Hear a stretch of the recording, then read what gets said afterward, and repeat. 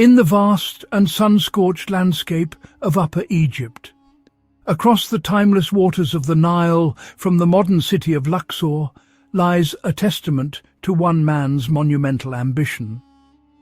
Here, on the Theban necropolis, stands the ruin of a temple so grand, so colossal in its conception, that it was designed to last for an eternity.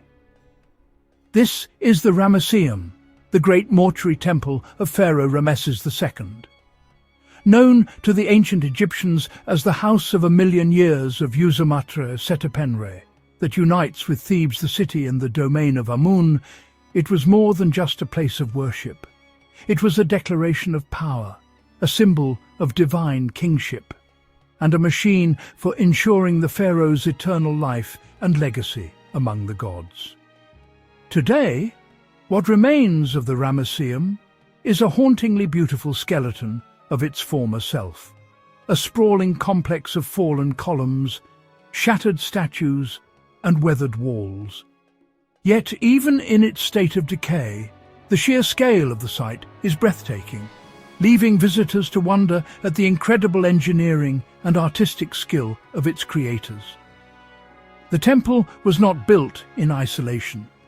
It was part of a sacred landscape dedicated to the afterlife, surrounded by the tombs of queens and nobles in the Valley of the Queens and the Valley of the Nobles.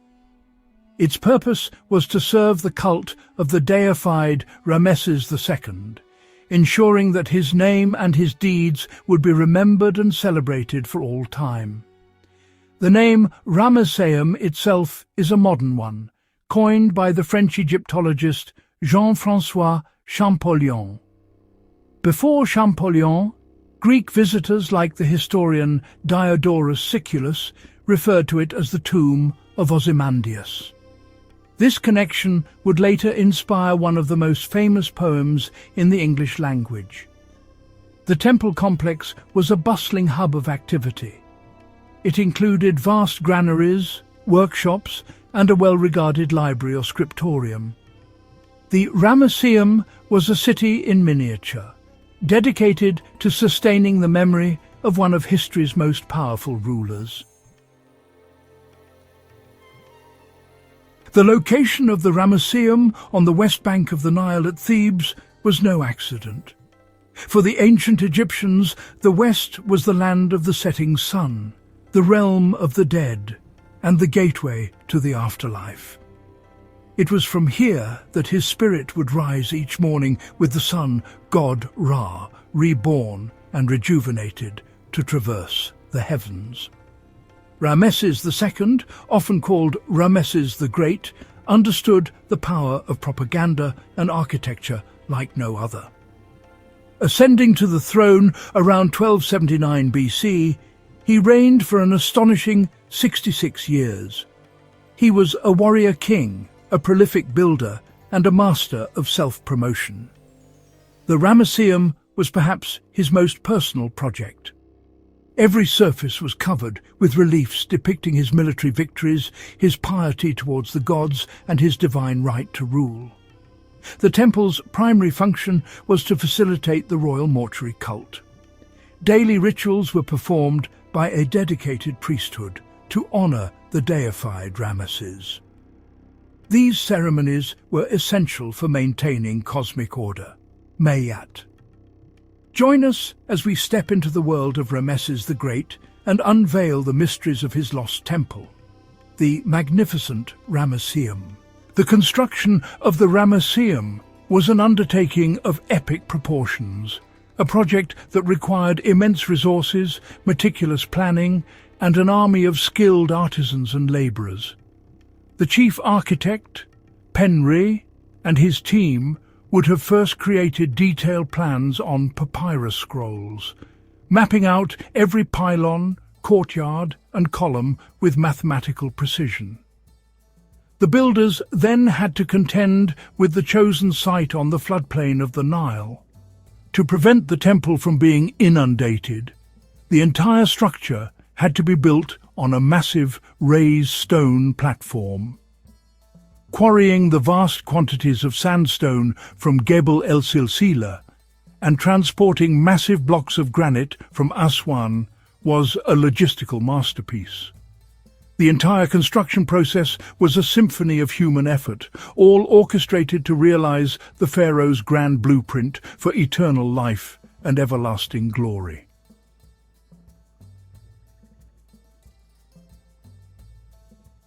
As one approached the Ramesseum from the east, the first feature to dominate the view would have been the first pylon. Its outer face was covered in magnificent reliefs depicting Ramesses II's military prowess. Beyond the first pylon lay the first courtyard. This smaller palace, attached directly to the temple, allowed the pharaoh to reside within his own sacred complex during important religious festivals. The most dramatic feature of this courtyard was undoubtedly the shattered remains of a colossal statue. Carved from a single block of Aswan granite, it is estimated to have stood over 17 meters tall.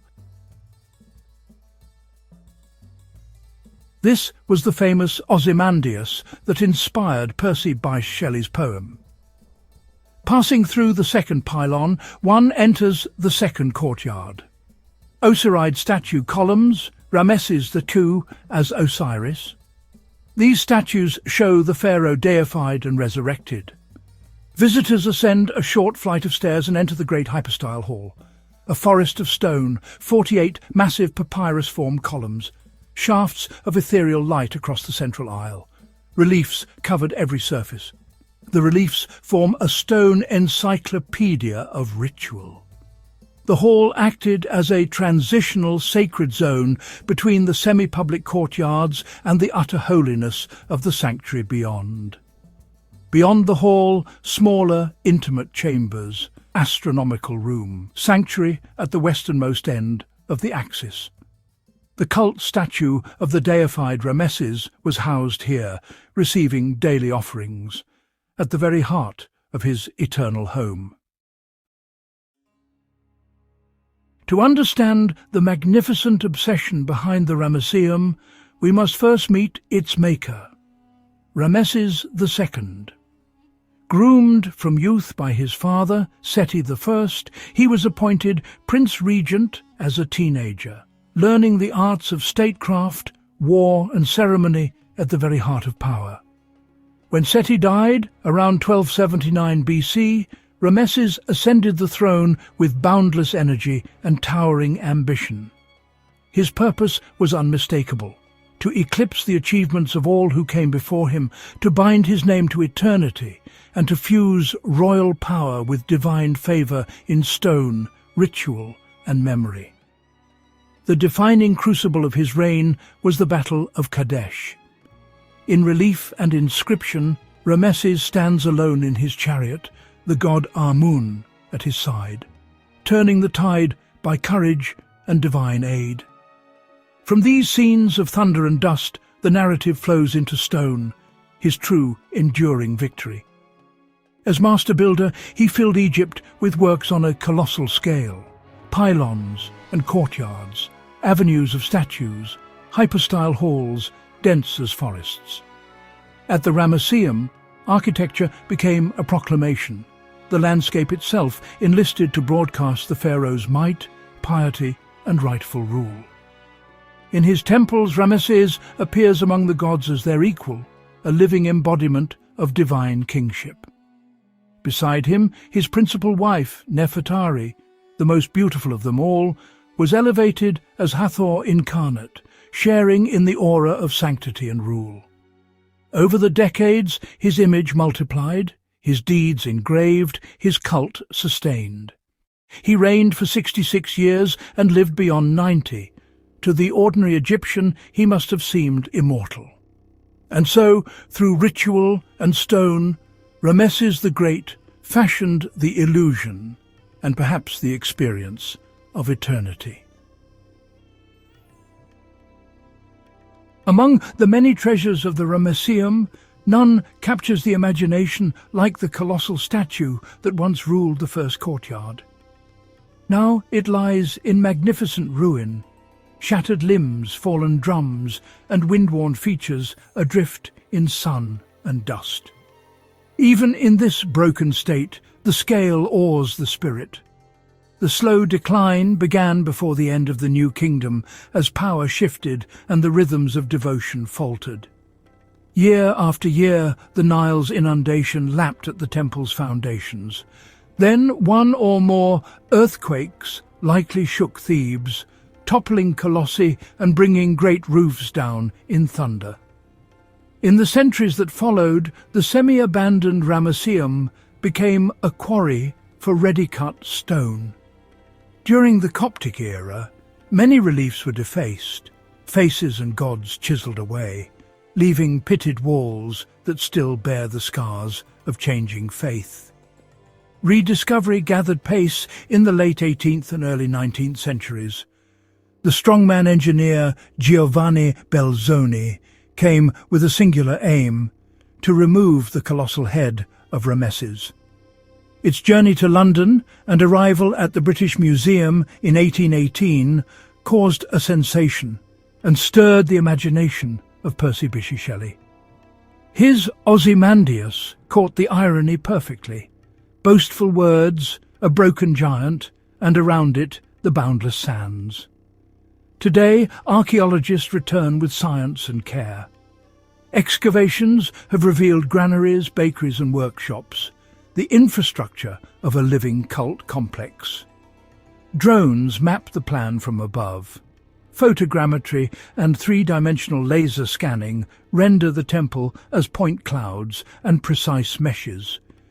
In these digital models, architecture re-emerges and conservation finds its guide, so that what time has taken, knowledge may yet preserve.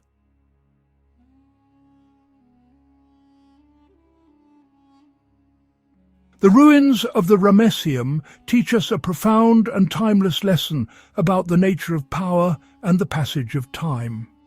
It is the very lesson captured by Shelley in his sonnet on Ozymandias. And yet, today, his colossal statue lies shattered, his courtyards are silent, and his temple is a colossal wreck, slowly being reclaimed by the desert sand from which it was raised. Yet, there is another, more hopeful lesson. While the physical structure has decayed, the ideas, stories and artistry of the Ramesseum have survived. Today, the Ramesseum is more than an archaeological site. It is a living space for dialogue between the past and the present. Ultimately, Ramesses II succeeded in his quest for a form of immortality. He lives on in the historical record, and most vividly in the public imagination. The great house of 1,000,000 years continues to fulfill its purpose not by granting a pharaoh eternal life, but by giving humanity an eternal place to ponder its own past.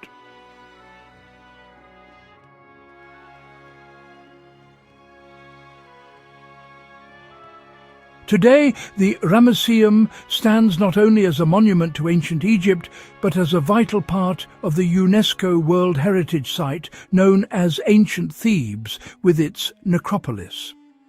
This designation recognizes the outstanding universal value of the Ramesseum and its surrounding landscape, a testament to the achievements of one of the world's greatest civilizations.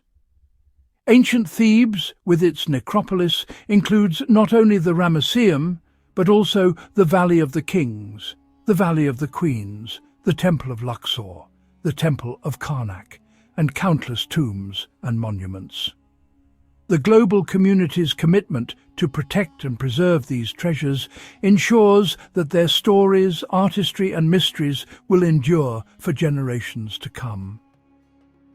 The Ramesseum stands as a beacon of humanity's shared heritage, a place where the echoes of the ancient world inspire wonder, reflection, and a sense of connection across time.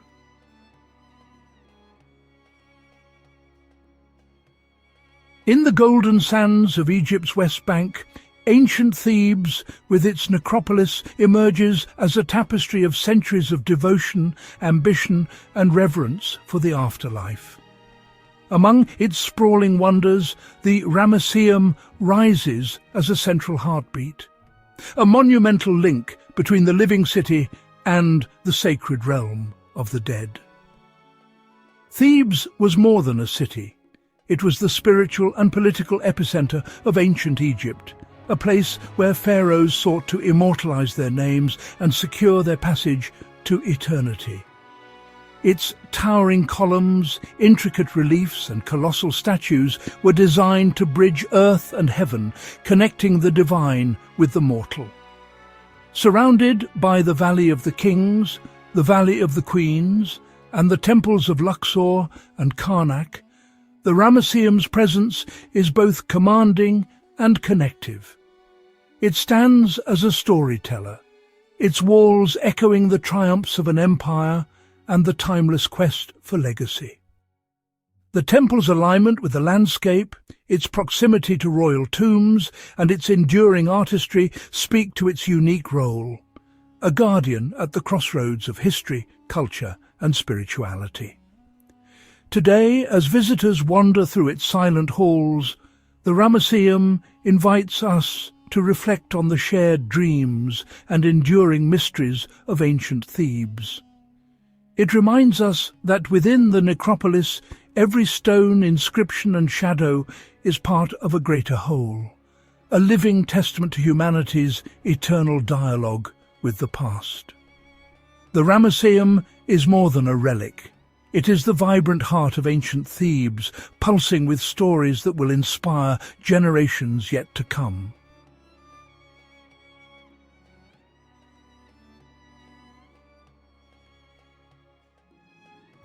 As dawn breaks over the timeless desert, the golden age of ancient Egypt unfurls before our eyes, an era shaped by the unyielding will and vision of Ramesses II. Under his rule, Egypt reached the zenith of its power, stretching from the Mediterranean to the heart of Nubia. The Nile glitters like a ribbon of life, and the horizon opens upon a realm bound together by ambition, faith, and the promise of eternity. The land thrived, its cities alive with the bustle of trade, the hum of artisans, and the laughter of children along the Nile's fertile banks. Sweeping across the horizon, the temples of Luxor and Karnak rise in splendor, their forests of columns soaring skyward in silent tribute to the gods and the greatness of their king. Streets teem with life. Priests in white linen chant sacred hymns, scribes record the annals of glory, and merchants display treasures from distant lands. At the heart of this vibrant civilization stands the Ramesseum, not merely a house of remembrance, but a living monument to the pharaoh's boundless ambition. Its colossal statues and intricate reliefs come alive, scenes of victory, of festival, of offerings and royal decrees. Here, Ramesses is immortalized not just as a conqueror, but as a patron of the arts, a builder of dreams, a leader whose vision shaped the destiny of nations.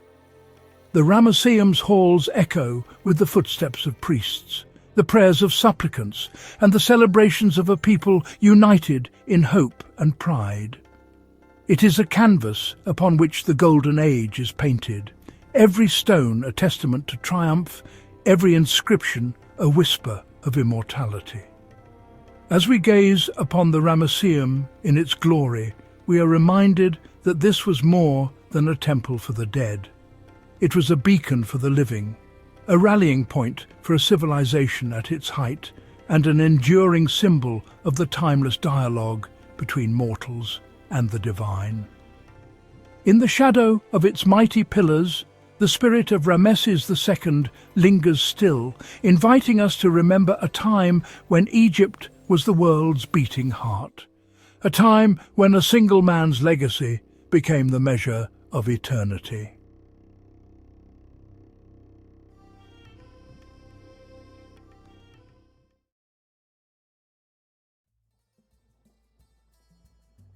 Giovanni Battista Belzoni was a man of extraordinary strength and even greater ambition. His life was a testament to the power of determination and the pursuit of one's passions.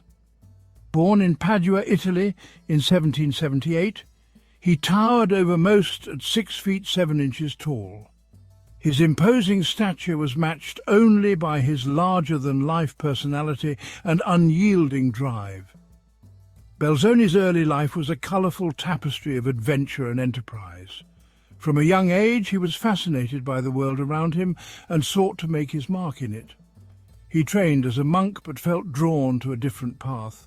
The monastic life, with its quiet contemplation, could not contain his restless spirit.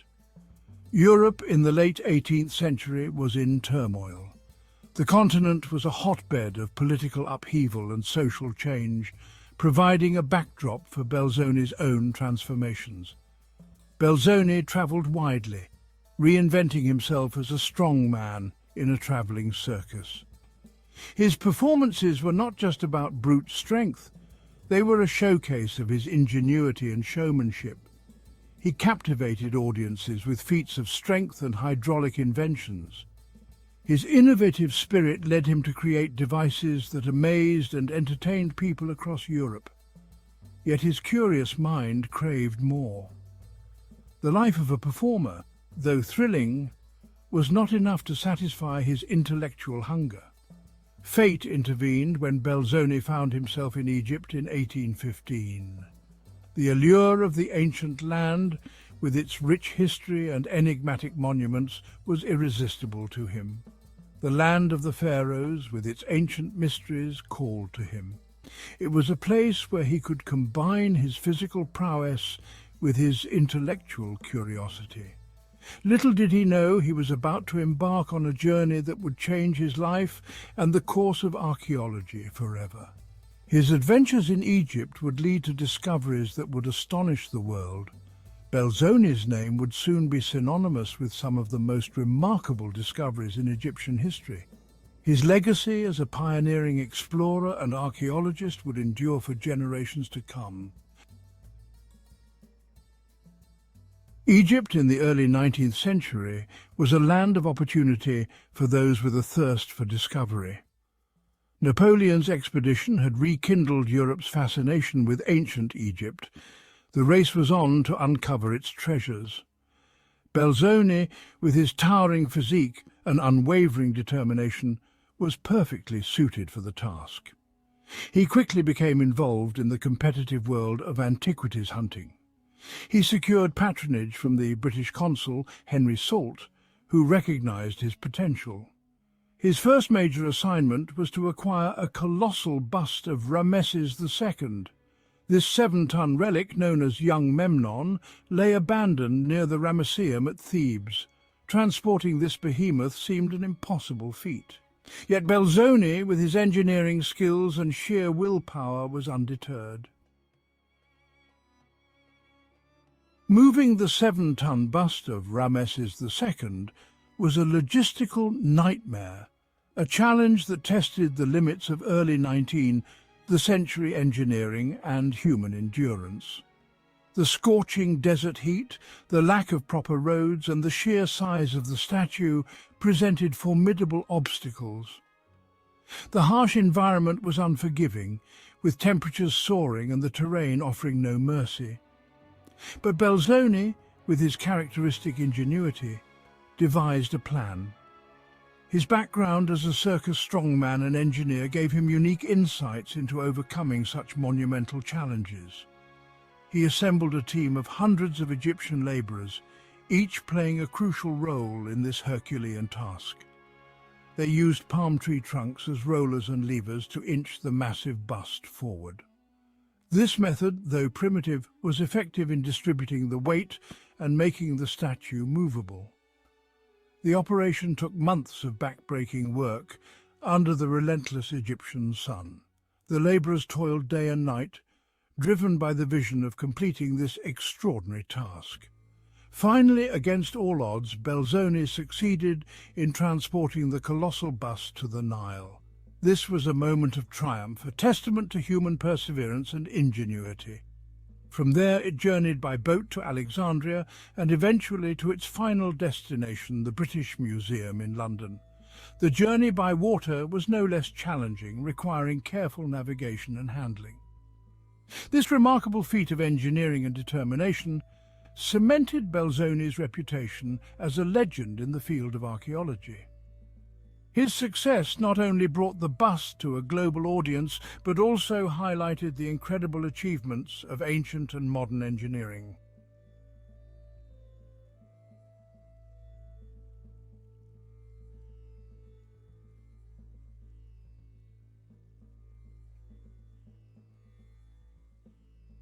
Belzoni's exploits were far from over. His adventures in Egypt had only just begun, and he was determined to uncover more of its hidden treasures. In 1817, he set his sights on Nubia, a region in southern Egypt renowned for its ancient temples. This area, rich in history and mystery, called to him like a siren's song. His mission to locate and excavate the temple of Abu Simbel. This was no ordinary task. It was a quest that required both courage and ingenuity. This temple, carved into a sandstone cliff, was said to be buried beneath the desert sands. Legends spoke of its grandeur, hidden away for centuries. Guided by local stories and his own intuition, Belzoni found the temple's entrance, half submerged in sand. It was a moment of triumph. But the real work was just beginning. The task of clearing the entrance was monumental. The sheer volume of sand that had to be removed was staggering. Once again, Belzoni rallied a team of workers. These men, driven by the promise of discovery, worked under the scorching sun. They laboured tirelessly, removing tons of sand by hand. Each shovelful brought them closer to unveiling the ancient marvel. Finally, the entrance to the temple, adorned with colossal statues of Ramesses II, was revealed. These statues, standing guard for millennia, were a sight to behold. Belzoni's discovery of Abu Simbel was a sensation. News of the find spread quickly, capturing the imagination of people around the world. It offered the world a glimpse into the grandeur and power of the ancient Egyptian civilization. The Temple of Abu Simbel became a symbol of the enduring legacy of Egypt's past.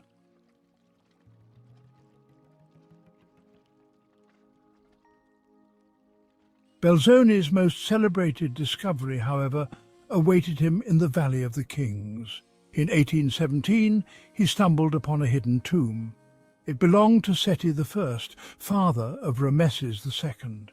The tomb, untouched for millennia, was a treasure trove of ancient art and history. Its walls were adorned with vibrant paintings depicting scenes from Egyptian mythology. The colours were as fresh as the day they were painted. Belzoni meticulously documented his findings. He created detailed drawings and took plaster casts of the tomb's decorations. He understood the importance of preserving this fragile record of the past. His work in the tomb of Seti I set a new standard for archaeological documentation. Belzoni's thirst for knowledge led him to explore the most iconic monuments of Egypt, the pyramids of Giza. In 1818, he turned his attention to the Pyramid of Khafra. This pyramid, the second largest at Giza, had never been successfully explored. Undeterred by the dangers and difficulties, Belzoni discovered a hidden passage. He bravely entered the pyramid's depths. After weeks of painstaking effort, he reached the burial chamber. The chamber, however, was empty. It had been looted in antiquity. Despite the disappointment, Belzoni's achievement was remarkable. He was the first person in centuries to penetrate the secrets of Khafra's pyramid. Belzoni's adventures were not confined to Egypt. He explored the ancient city of Thebes, searching for the lost oasis of Siwa. He ventured into the heart of the Sahara Desert. He braved treacherous journeys and faced countless dangers, all in the name of exploration and discovery. His travels took him beyond Egypt to the Red Sea and even across the Atlantic to the Americas. Belzoni's life was a testament to the power of human curiosity and the allure of the unknown. His explorations, documented in his journals and drawings, provided invaluable insights into the geography, history and cultures of the regions he visited. Belzoni's work extended far beyond the realm of archaeology. He was a true pioneer, pushing the boundaries of human knowledge and experience. Tragically, Belzoni's adventurous life was cut short. He died in 1823 at the age of 45 from dysentery while on an expedition in West Africa. Despite his untimely death, Giovanni Belzoni left an indelible mark on the world. His discoveries in Egypt captivated the public imagination. He brought to light some of the most iconic treasures of ancient Egypt. His meticulous documentation of his findings set a new standard for archaeological practice. Belzoni's legacy extends beyond his individual discoveries. He helped to ignite a passion for Egyptology that continues to this day. His story serves as a reminder of the power of human curiosity and the importance of preserving our shared cultural heritage. Giovanni Belzoni lived in a time of great change and discovery. The world was opening up. Explorers like Belzoni were at the forefront, pushing the boundaries of human knowledge. His life and work offer us a fascinating glimpse into the past. They remind us of the importance of exploration, the thrill of discovery, and the enduring power of human curiosity. Belzoni's story is a testament to the enduring allure of ancient Egypt. It is a land of mystery and wonder. It continues to captivate and inspire us centuries after Belzoni first set foot on its shores. His legacy lives on, not just in the museums that house his discoveries, but in the hearts and minds of all who are drawn to the mysteries of the past.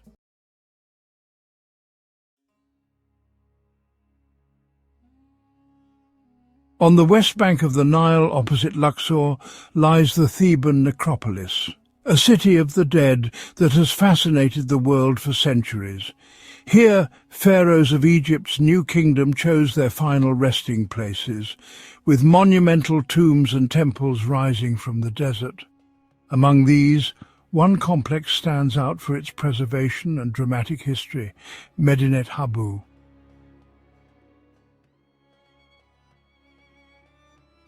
Medinet Habu's heart is the mortuary temple of Ramesses III.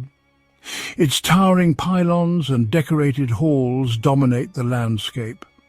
Built as a temple of millions of years, it was meant to secure the king's legacy and union with the gods. Its walls vividly recount Egypt's struggle against the Sea Peoples, mysterious raiders who threatened to plunge the world into chaos. Here, Ramesses III is immortalized as the savior of Egypt, his victories carved in stone.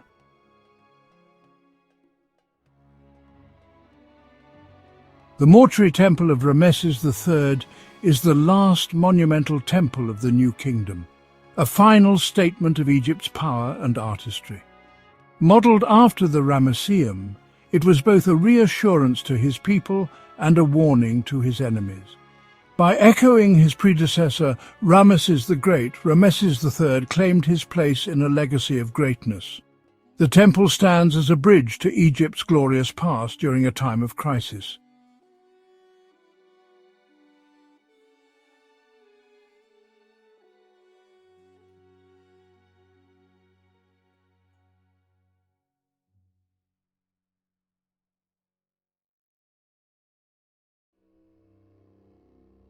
Medinet Habu's temple is unique for its fortress-like design, with double walls and a Syrian-style Migdal gate. Built during an age of turmoil, its defences reflect the anxieties of the era: famine, invasion and collapse.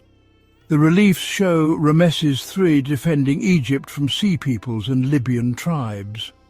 The temple was both sanctuary and stronghold, embodying the pharaoh's role as Egypt's protector.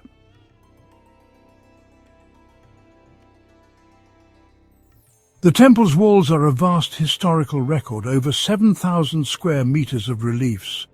They chronicle not just battles, but ceremonies and daily life, making Medinet Habu a treasure trove for Egyptologists.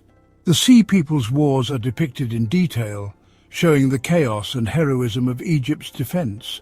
Without these carvings, much of this pivotal history would be lost.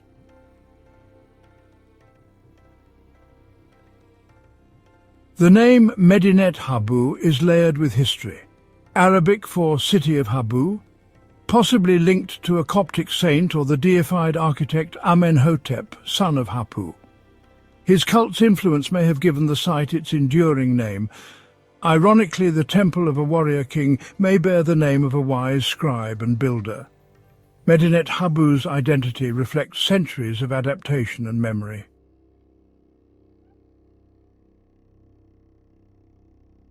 Before Ramesses III, this land was sacred as Gemme, the site where creation myths placed the burial of the Ogdoad, 8 primordial gods. Early temples here honored the creator god Amun, drawing royal patronage for centuries. Ramesses III built his temple atop this holy ground, absorbing its ancient power. In doing so, he linked his legacy to the very origins of creation and renewal.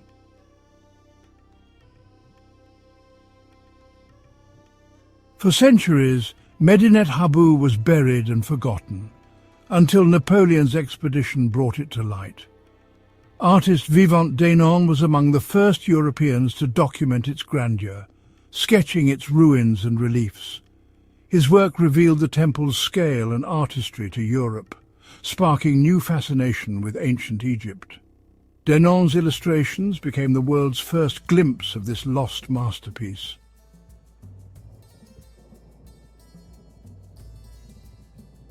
Decades later, Jean-François Champollion, who deciphered hieroglyphs, visited Medinet Habu. He could finally read the temple's inscriptions, identifying Ramesses III and the stories of the Sea Peoples. With Champollion, the temple's silent walls became a living historical narrative. Medinet Habu's voice was restored after millennia of silence.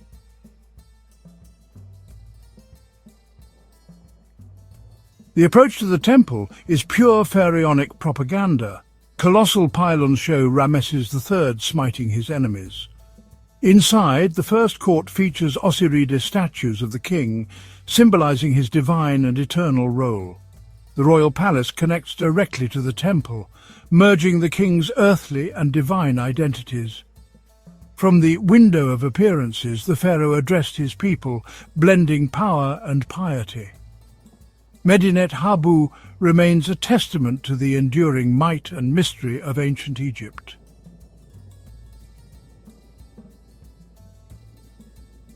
The second pylon of Medinet Habu marks the gateway to the temple's sacred heart. Stepping through, you enter the second court, where the atmosphere shifts to religious solemnity. This perfectly preserved peristyle court, surrounded by colonnades, feels secluded and sacred. The walls are alive with vibrant reliefs, depicting grand religious festivals and processions. Beyond lies the hypostyle hall, its massive columns evoking awe. As you move deeper, the temple narrows and darkens, drawing you closer to the divine.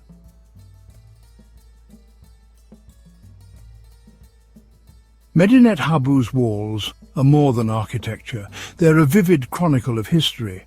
The northern wall's dramatic reliefs show Ramesses III's epic battle against the Sea Peoples. These scenes are breathtaking in detail and scope. We see Egyptian soldiers, fierce battles, and the only large-scale sea battle from the New Kingdom. Artists carefully depicted the Sea Peoples like the feathered Peliset and horned Sheridan. Without these reliefs, our knowledge of this pivotal moment would be almost lost.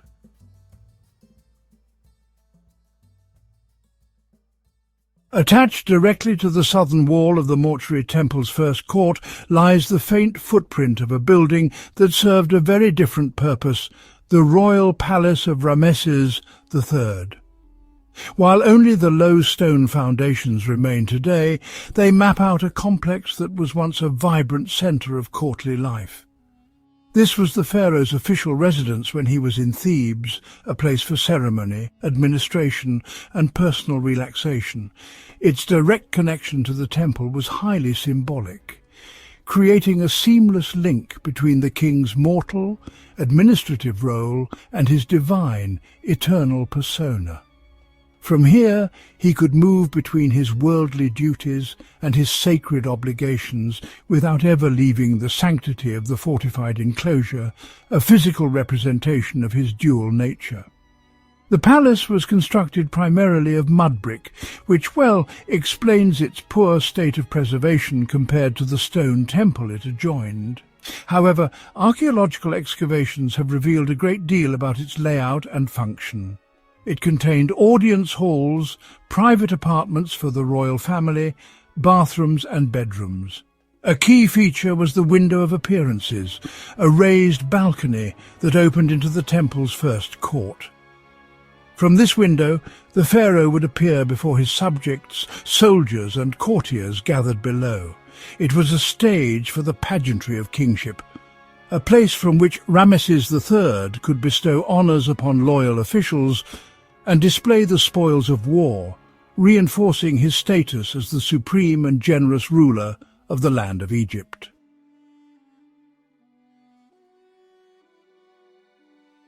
Just outside the eastern high gate of the main enclosure lie a series of small, beautifully decorated chapels that add another important historical layer to the site.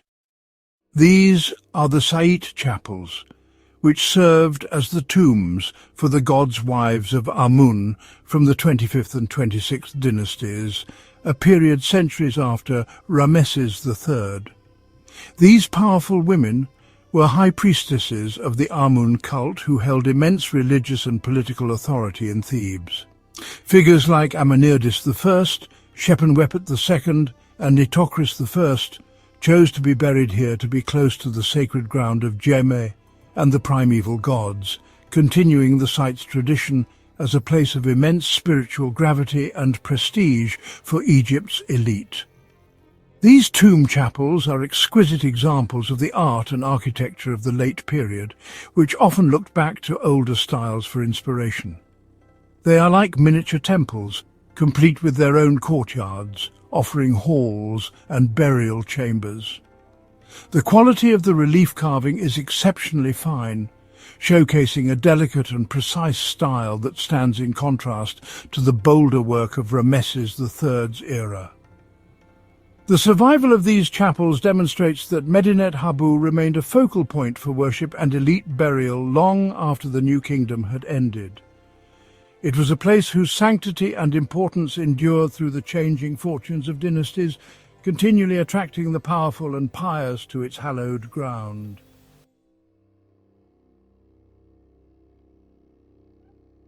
The story of Medinet Habu does not end with the fall of the pharaohs or the burials of the high priestesses. As the ancient Egyptian religion waned, a new faith began to spread across the Nile Valley Christianity. During the Coptic period, from roughly the 4th to the 7th centuries AD, the massive fortified enclosure of Ramesses III's temple offered a perfect sanctuary. Its high walls provided security in an often unstable world, and its expansive courts and halls offered ready-made spaces for a new community to inhabit.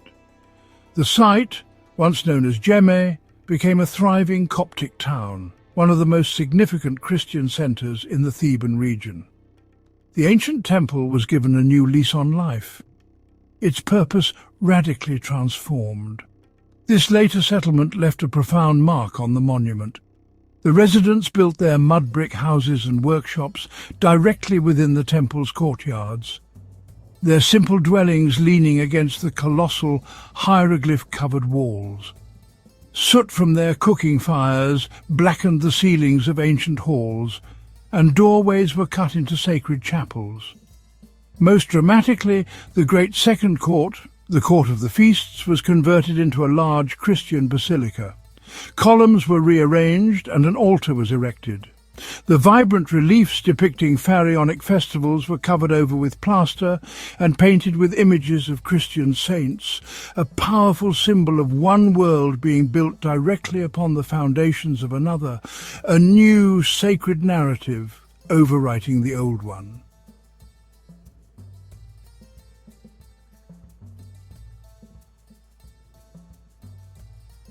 Medinet Habu is far more than a collection of ancient ruins. It is a living chronicle of human history, where echoes of empires and faiths converge. Its story begins on a sacred mound, finds power in the ambition of Ramesses III, and endures through centuries of change. The Mortuary temple stands as a defiant roar from the New Kingdom, its walls preserving the dramatic saga of the Sea Peoples and the Pharaoh's legacy. Here we walk the same processional paths as the ancients, surrounded by stories carved in stone. Medinet Habu's layers, from pharaohs to Coptic Christians, reveal a place never abandoned, always repurposed. Its legacy is survival of a kingdom, a king's name, and a sacred ground that endures as a silent witness to the rise and fall of civilizations. Today, Medinet Habu inspires as a timeless monument to the resilience of the human spirit, a story written in stone for the world to read.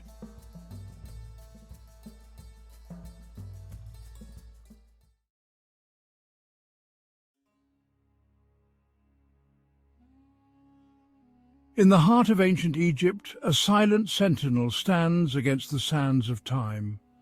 The Temple of Edfu, a monumental testament to the power of belief, beckons us to unravel its mysteries. Here, on the banks of the majestic Nile, the echoes of pharaohs and priests whisper through the ages. The Temple of Edfu is a journey through time, a portal to a world of gods and pharaohs. Join us now as we venture into the heart of this ancient marvel, peeling back the layers of time to reveal its secrets.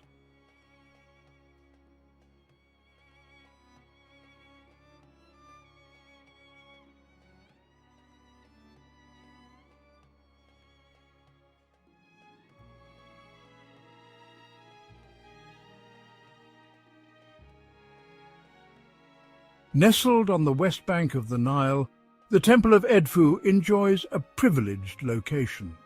This mighty river, the lifeblood of Egypt, was more than just a waterway. The Nile's annual floods, predictable and life-giving, were seen as a blessing from the gods.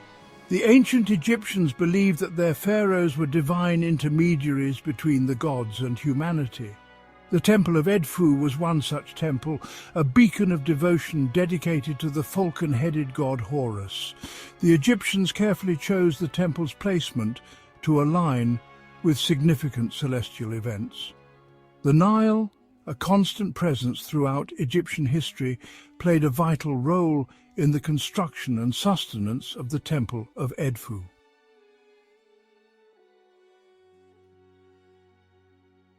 The story of Edfu Temple begins with the echoes of Alexander the Great's conquests. After his death, the Ptolemaic kingdom, a dynasty of Greek origin, rose to rule over Egypt. Construction commenced in 237 BC during the reign of Ptolemy III. This period marked a fascinating fusion of cultures, evident in the temple's architecture, blending Egyptian design with Hellenistic influences.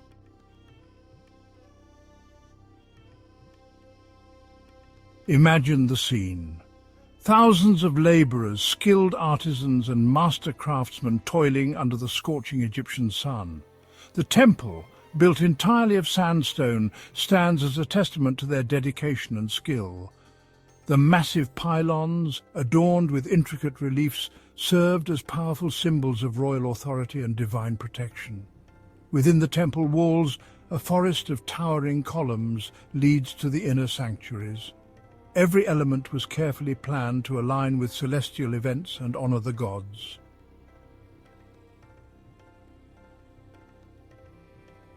As the Ptolemaic dynasty waned and the Roman Empire rose, the sands of time began to bury the Temple of Edfu.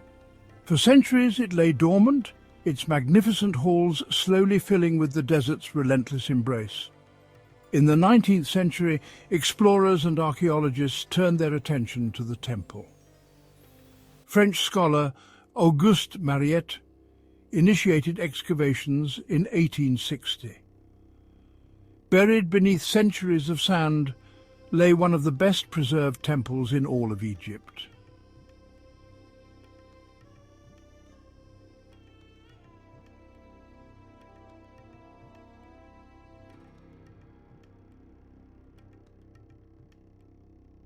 The Temple of Edfu is a testament to one of ancient Egypt's most beloved deities, Horus, the falcon-headed god. Horus represented kingship, protection, sky and the sun. The Egyptians believed that Horus, with his keen eyesight, could see all that transpired on earth. To stand within the Temple of Edfu is to stand in the presence of Horus. Every pillar, every carving, every inscription whispers tales of his might and benevolence.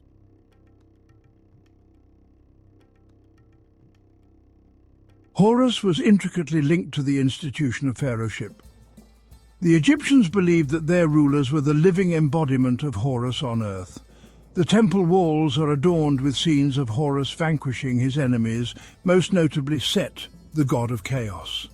These depictions served as a potent reminder that Horus, and by extension the pharaoh, was the protector of Egypt.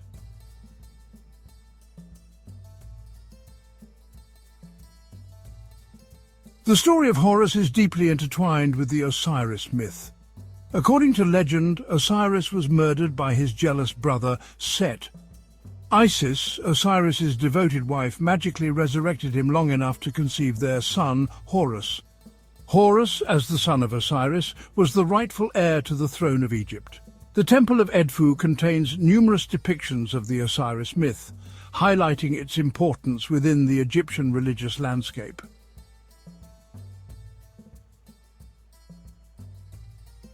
The Temple of Edfu pulsed with life, its rhythms intertwined with the Nile and the celestial dance of the sun and stars. This was a sacred calendar, etched in stone, marking the passage of time through elaborate festivals and rituals. One of the most important festivals celebrated at Edfu was the annual Good Union ceremony. This grand event involved a procession of priests carrying sacred statues of Horus from Edfu to the temple of Hathor at Dendera.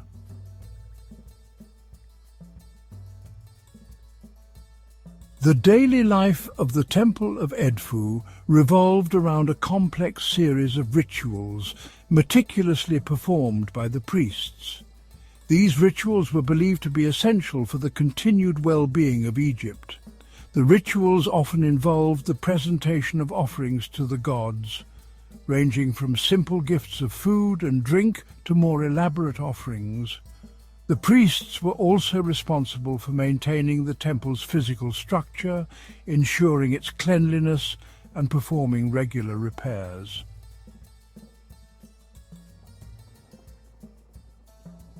At the very heart of the Temple of Edfu lay the sanctuary, the most sacred space within the complex.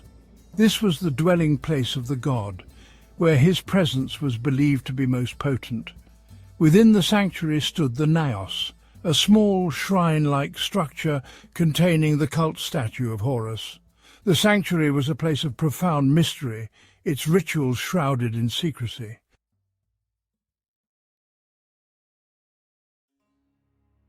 The walls of Edfu Temple whisper of Horus's epic struggle against darkness, the myth of Horus and Set.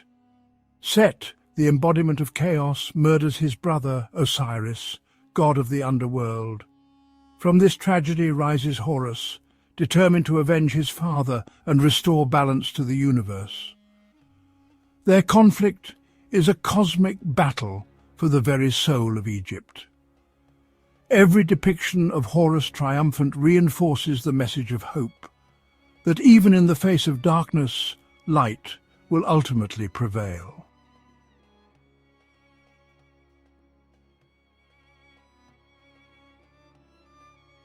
The struggle between Horus and Set wasn't confined to the celestial realm, you see. It spilled over into the earthly domain, mirroring the very real challenges faced by the ancient Egyptians. They lived in a land of both abundance and harshness, where the Nile's life-giving floods could turn destructive, where neighbouring kingdoms posed constant threats. Imagine the anxieties of a people dependent on the Nile's fickle favour. A delayed flood could mean famine, a powerful storm could devastate crops. These natural occurrences weren't just bad luck, they were seen as manifestations of Set's chaotic influence, disrupting the order established by Horus. The pharaoh, as Horus's earthly representative, bore the immense responsibility of maintaining this order. He wasn't just a political leader, he was a warrior king, tasked with repelling invaders, ensuring justice within his kingdom, and performing rituals to appease the gods and maintain cosmic balance. This is why the temple walls are adorned with scenes of pharaohs smiting enemies, subduing wild animals, and making offerings to the gods. These aren't mere boasts of military prowess, they're symbolic reenactments of Horus's triumph over Set, a powerful reminder that even in the face of adversity, order will be restored.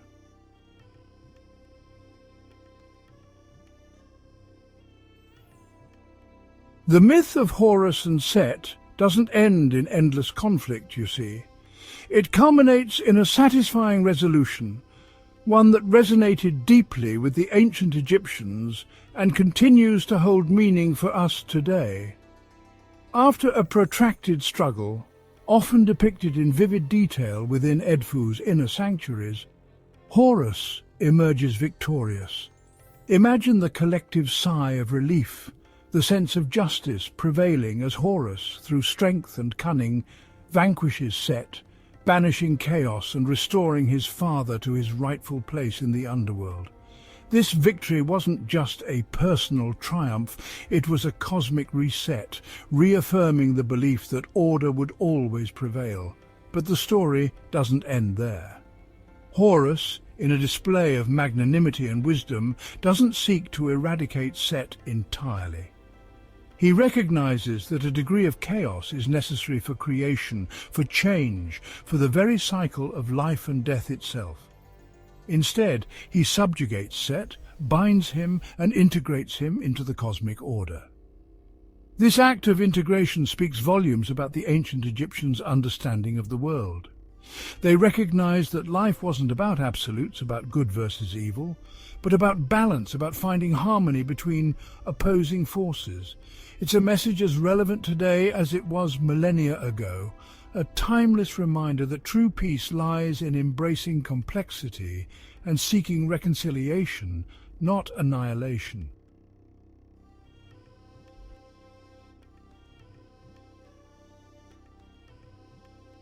The Temple of Edfu is an intricate puzzle box, its walls adorned with narratives, historical records, and religious texts. Imagine ancient scribes meticulously applying sacred symbols to the temple walls. They were artists, historians, and theologians, preserving knowledge for generations. The Edfu building texts provide detailed accounts of the temple's construction. The walls also feature hymns, prayers, and mythological narratives. Each carving is a piece of a larger puzzle still being pieced together.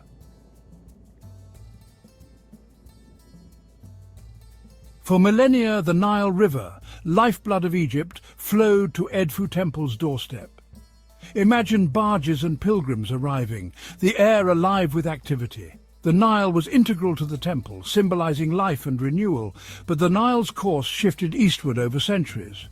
Edfu Temple now stands inland, far from the river.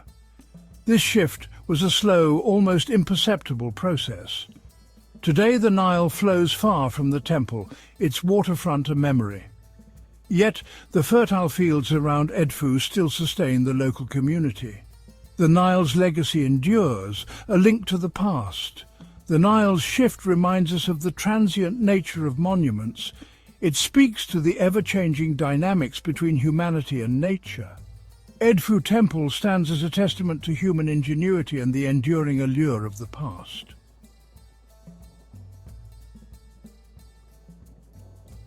As the sun dips below the horizon, casting long shadows across the temple of Edfu, we reflect on its enduring legacy. This isn't just a collection of ancient stones, but a testament to the human spirit's boundless capacity for belief and creativity. Imagine the countless lives touched by this sacred space, the pharaohs, priests, and ordinary Egyptians. Their presence lingers still, echoing through the centuries, reminding us that we too are part of this ongoing human story. The Temple of Edfu stands as a beacon, beckoning us to look beyond our modern world. In understanding the past, we gain a deeper understanding of ourselves.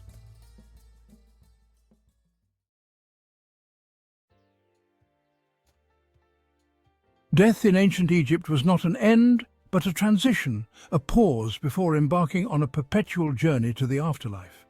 This belief fueled the practice of mummification, a complex and sacred ritual designed to preserve the physical body for the soul's eternal existence. The Egyptians believed that the soul, or ka, needed a physical form to inhabit in the afterlife.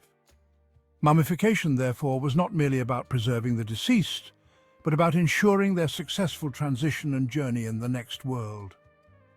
This meticulous process transformed the deceased into an eternal being, ready to face the challenges and rewards of the afterlife. Imagine the hustle and bustle of ancient Egypt. The hot desert sun beats down on the land.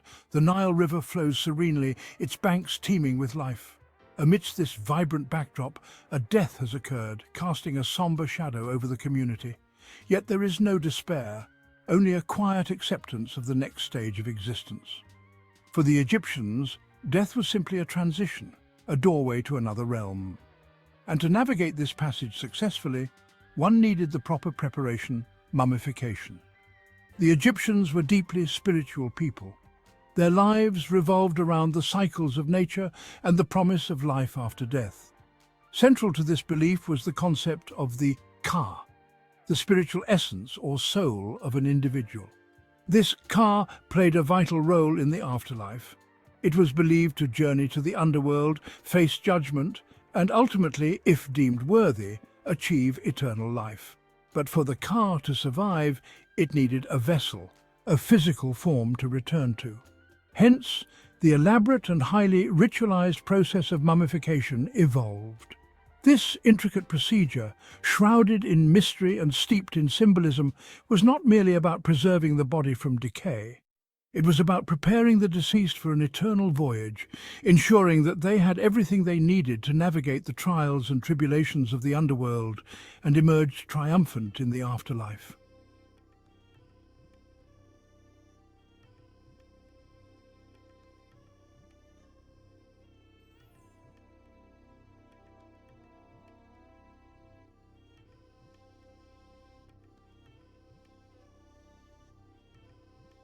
The intricacies of mummification varied greatly depending on social status and wealth. Elaborate procedures reserved for the elite, like pharaohs and high-ranking officials, involved meticulous organ removal and preservation, using expensive resins and perfumes. Commoners, however, received a more simplified version, often involving less intricate organ treatment and simpler wrappings. Interestingly, even animals held a place in the afterlife.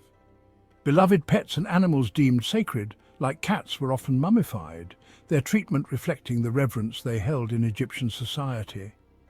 Imagine the bustling workshops of the embalmers, the air thick with the scent of exotic spices and resins. Here, amidst glistening tools and linen bandages, the bodies of the deceased were received with utmost care and reverence. Yet, not all were treated equally. Ancient Egyptian society, much like our own, was stratified, with social standing playing a significant role in life and death. The pharaohs, considered divine rulers, received the most elaborate and costly mummification. Their bodies were meticulously prepared, organs carefully removed and placed in special containers called canopic jars, and the body cavities cleansed and filled with precious resins and perfumes. The process could take up to 70 days to complete, a testament to the importance placed on ensuring the pharaoh's successful transition to the afterlife. High-ranking officials and nobles also received elaborate mummifications, though not as opulent as the pharaohs. Their wealth and status afforded them the luxury of skilled embalmers and finer materials. Commoners, on the other hand, received a more simplified version.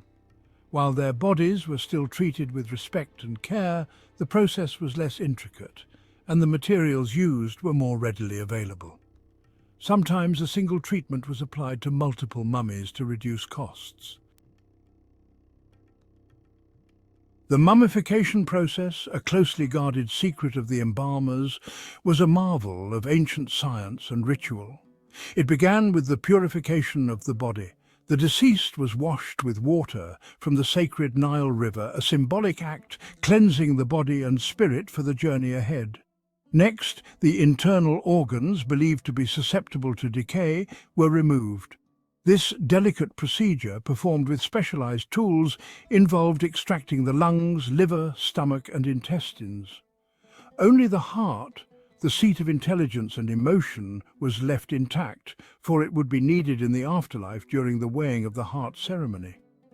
The removal of the organs marked a critical stage in the mummification process. It was not a haphazard or purely practical procedure, but a deeply symbolic act. The Egyptians believed that the body needed to be as intact as possible for the afterlife, but they also recognized the problem of decomposition. Thus, they developed a system where the organs, most prone to decay, were removed and preserved separately, ensuring that a vital part of the individual remained intact for their journey to the afterlife. Once removed, the organs were thoroughly cleansed and treated with natron, a naturally occurring salt mixture found in the desert which acted as a desiccant, drawing out moisture and preventing decay. This process was crucial, as it ensured the long-term preservation of the organs. After drying, the organs were wrapped in linen and placed in special containers known as canopic jars, which were then placed within the tomb alongside the mummy.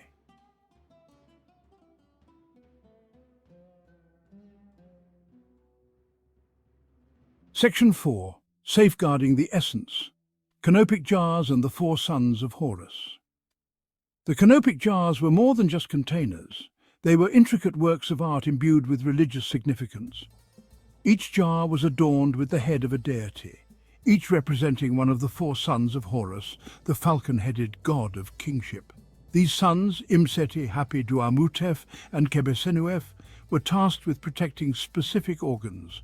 Imseti, with a human head, guarded the liver. Hapi, with the head of a baboon, protected the lungs.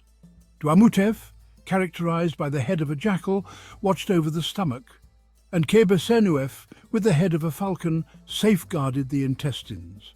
The placement of the organs within these specific jars, each protected by a son of Horus, highlights the Egyptians' belief in the interconnectedness of the physical and spiritual realms.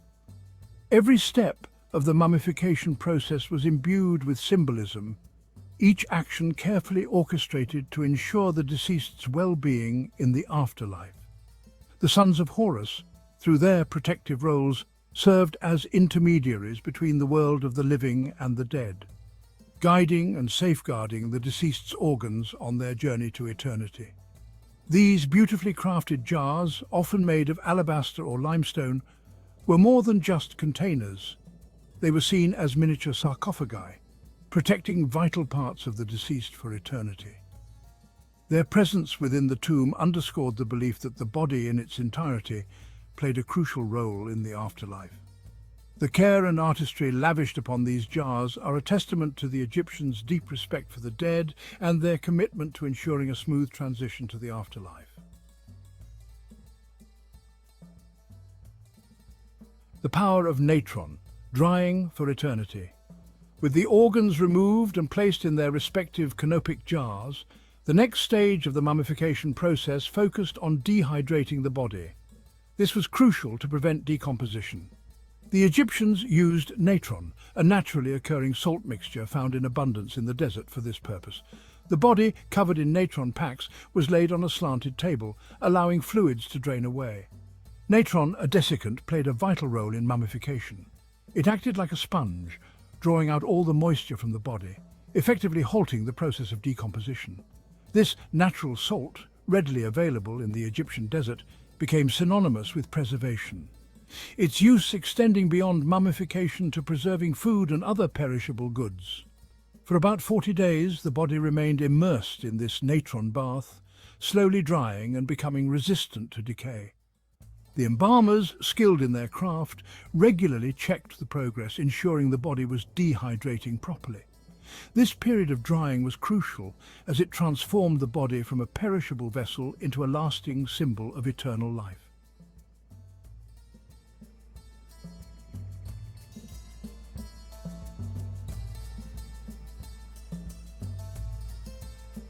Don't forget to like, share and subscribe for more fascinating historical explorations.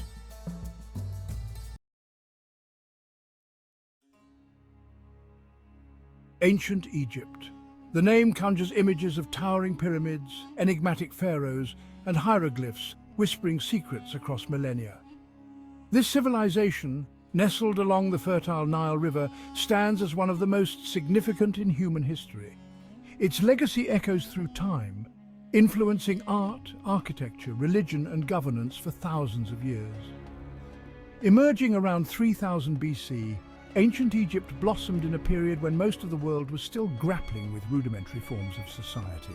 This remarkable civilization, with its sophisticated systems of writing, government, and cosmology, left an indelible mark on the trajectory of human development.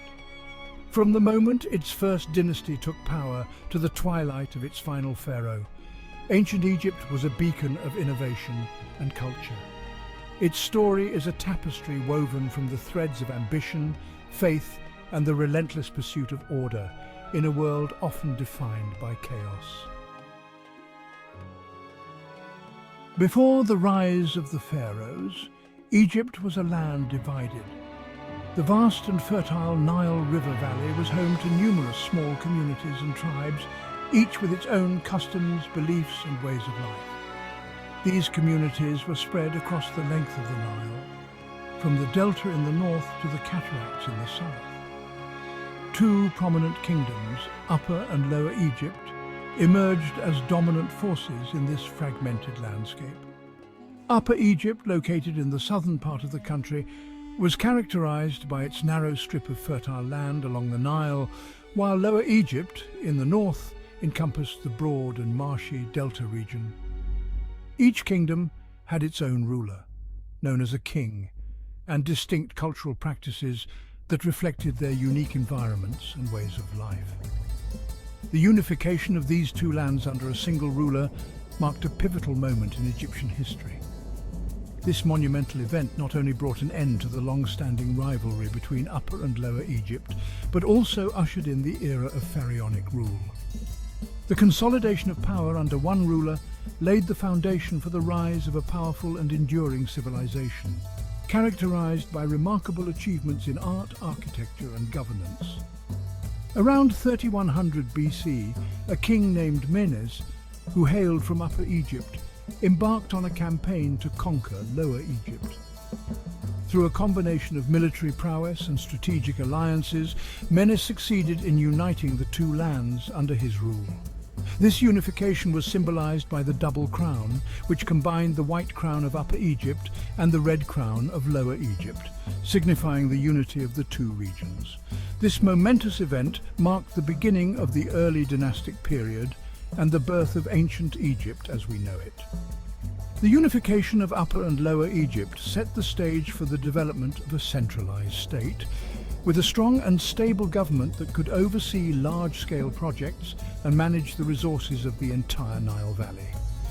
While there is some debate among scholars about the exact identity of Menes, with some suggesting that he may have been a composite figure or that his achievements were attributed to multiple rulers, his achievement in unifying Egypt is undeniable.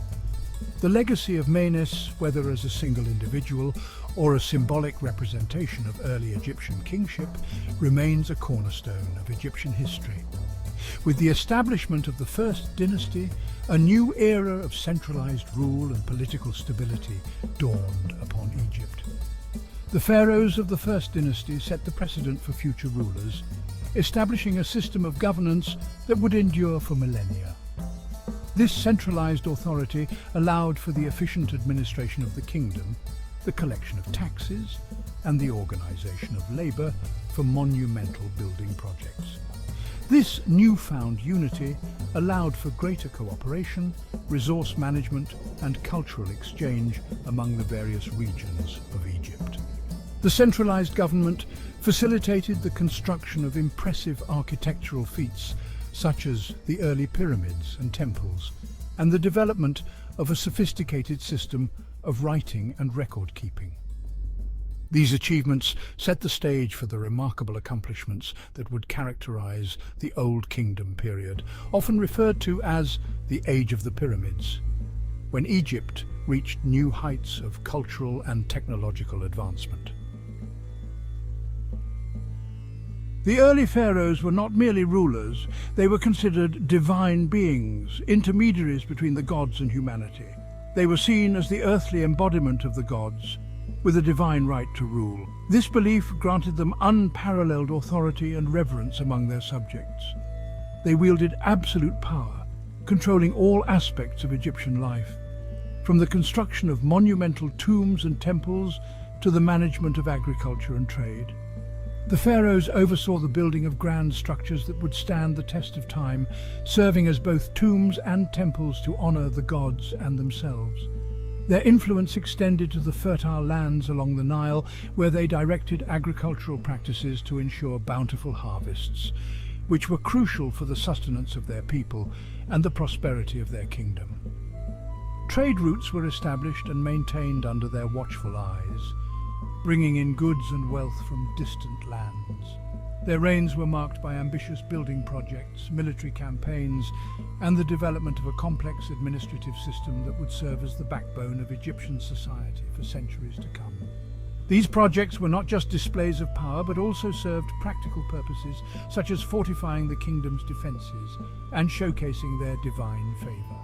The military campaigns expanded their territories and brought in resources, while the administrative system ensured that the vast empire was efficiently managed, with a bureaucracy that kept meticulous records and facilitated the smooth running of the state. One of the most significant figures of this early period was King Djoser, the second pharaoh of the Third Dynasty. His reign marked a period of great innovation and development in ancient Egypt. Djoser is credited with commissioning the construction of the Step Pyramid at Saqqara, the earliest known example of a monumental stone structure in Egypt. This pyramid was a revolutionary architectural feat, setting a precedent for future constructions. It was not just a tomb, but a symbol of the pharaoh's divine power and a testament to the advanced engineering skills of the ancient Egyptians. This innovative pyramid, designed by the architect Imhotep, marked a turning point in Egyptian architecture and funerary practices. Imhotep, who was later deified, introduced the use of stone as a building material, which allowed for more durable and grandiose structures. The Step Pyramid's design influenced the construction of subsequent pyramids and became a model for future generations. Another prominent ruler of this era was King Sneferu, the founder of the Fourth Dynasty. His reign was characterized by significant architectural and military achievements. Sneferu was a prolific builder, credited with the construction of at least 3 major pyramids. These included the Bent Pyramid and the Red Pyramid, which showcased advancements in engineering and construction techniques. His ambitious building projects not only demonstrated his power, but also laid the groundwork for the construction of the Great Pyramids of Giza by his successors. His reign was also marked by military campaigns into Nubia and Libya, expanding the borders of the Egyptian state and securing valuable resources. These campaigns were crucial for the kingdom's economic stability and growth, as they brought in gold, slaves, and other resources that bolstered the pharaoh's wealth and power. Sneferu's military prowess and strategic acumen ensured that Egypt remained a dominant force in the region, with a legacy that would influence future generations of rulers.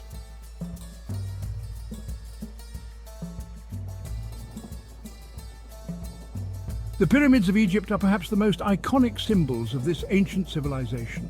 These monumental structures have fascinated historians, archaeologists and tourists alike for centuries, standing as silent sentinels of a bygone era. These colossal structures, built as tombs for the pharaohs and their consorts, stand as testaments to the ingenuity, organizational skills and religious beliefs of the ancient Egyptians. The sheer scale and precision of these pyramids continue to baffle modern engineers and architects, showcasing the advanced understanding of mathematics and astronomy possessed by the ancient builders. The construction of these massive monuments required an immense amount of labor and resources, reflecting the pharaohs' absolute power and their desire to leave an enduring legacy in the sands of time. Thousands of laborers, including skilled artisans, craftsmen and farmers during the off-season, worked tirelessly to ensure the completion of these grand projects. The logistics involved in quarrying, transporting and assembling the massive stone blocks are a testament to the highly organized society of ancient Egypt. The early pyramids were not without their challenges. The process of trial and error played a significant role in the evolution of pyramid construction techniques. Sneferu's first attempt at building a true smooth-sided pyramid, known as the Medem Pyramid, ended in partial collapse during construction. This failure provided valuable lessons that informed future architectural endeavors. Undeterred, he embarked on the construction of another pyramid, the Bent Pyramid, which, while successfully completed, exhibits a peculiar bent slope, likely due to adjustments made during construction to prevent further instability. This unique structure stands as a testament to the adaptive and innovative spirit of ancient Egyptian architects.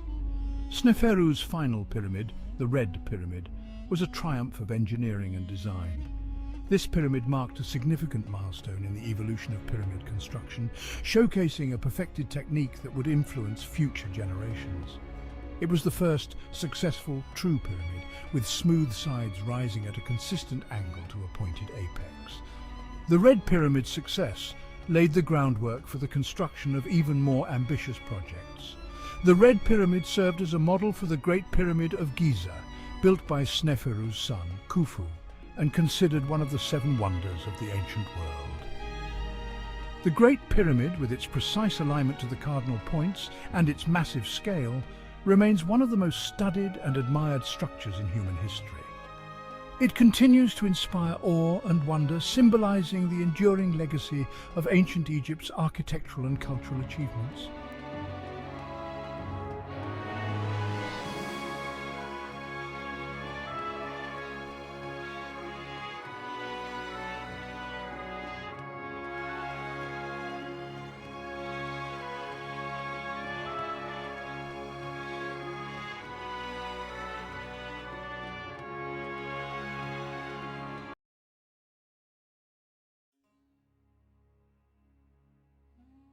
Egypt, a land of enduring mystery.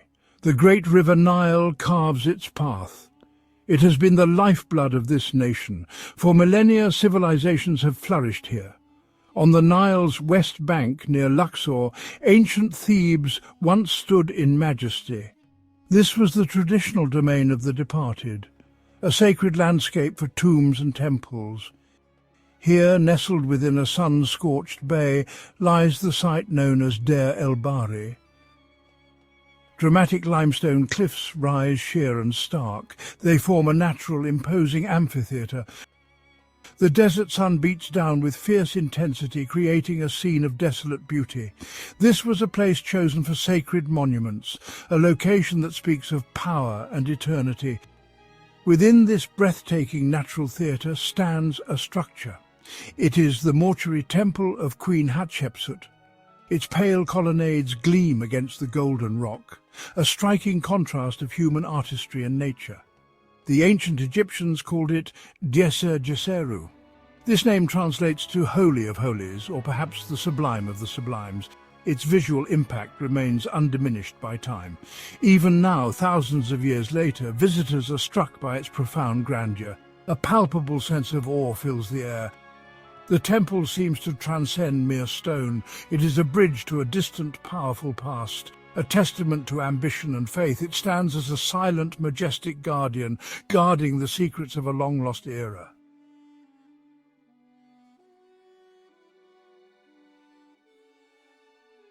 The Mortuary Temple of Hatshepsut is rightly famed. It is considered a masterpiece of ancient architecture. Its design was revolutionary for its time, breaking from many established traditions. The architect Senenmut showed great ingenuity. He created a structure of enduring beauty, one that harmonizes perfectly with its surroundings, a building that seems to grow from the cliffs. The temple is arranged on 3 ascending terraces. These broad courts are linked by central ramps. Graceful colonnades line the facades of each level, creating elegant patterns of light and shade. This terrace design was a bold innovation. It allows the temple to merge with the cliff face. It appears almost as a natural extension of the rock, a truly inspired and breathtaking architectural vision. Constructed primarily from gleaming white limestone, the temple would have shone brilliantly under the sun. Its construction was a monumental undertaking, requiring vast resources and skilled labor. Thousands of artisans, sculptors and workers toiled to carve the intricate reliefs and towering statues. The sheer scale of the complex is awe-inspiring, reflecting the immense power of the pharaoh. Today, Hatshepsut's temple continues to captivate. It offers invaluable insights into ancient Egypt, into their sophisticated beliefs about the afterlife, their extraordinary architectural and artistic skills, and into the reign of a powerful female ruler. It stands as a vital historical document, its message carved enduringly into stone, a legacy that has weathered the sands of time.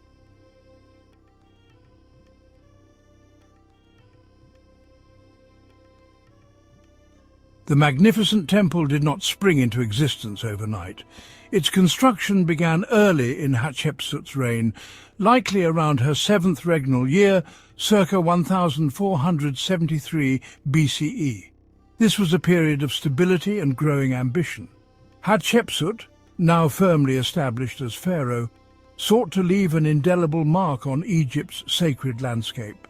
A monument that would speak of her power and piety, a structure to rival those of her male predecessors. The vision for Djeser is often credited to one man, Senenmut, Hatshepsut's trusted steward and architect. He was a figure of immense influence and talent, overseeing many of the Queen's most ambitious projects. Some scholars suggest a close personal relationship beyond that of a queen and her loyal official. His genius lay in understanding Hatshepsut's desires and translating them into breathtaking architectural reality. The choice of Deir el-Bahari was deeply significant. This bay in the Theban cliffs already held sacred importance. It was adjacent to the mortuary temple of Mentuhotep II, a revered pharaoh from the Middle Kingdom. Hatshepsut consciously linked herself to this great unifier.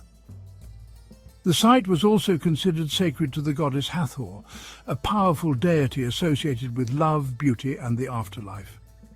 This location provided a dramatic, almost theatrical backdrop. The scale of the undertaking was truly monumental. It was to be a temple unlike any seen before in Egypt. Vast resources were marshalled for its creation. Labor, materials and artistic skill were all required. Hatshepsut was not merely building a temple. She was crafting a powerful statement of her divine right. Her legitimacy as pharaoh would be carved into its very stones, a legacy intended to endure for all eternity.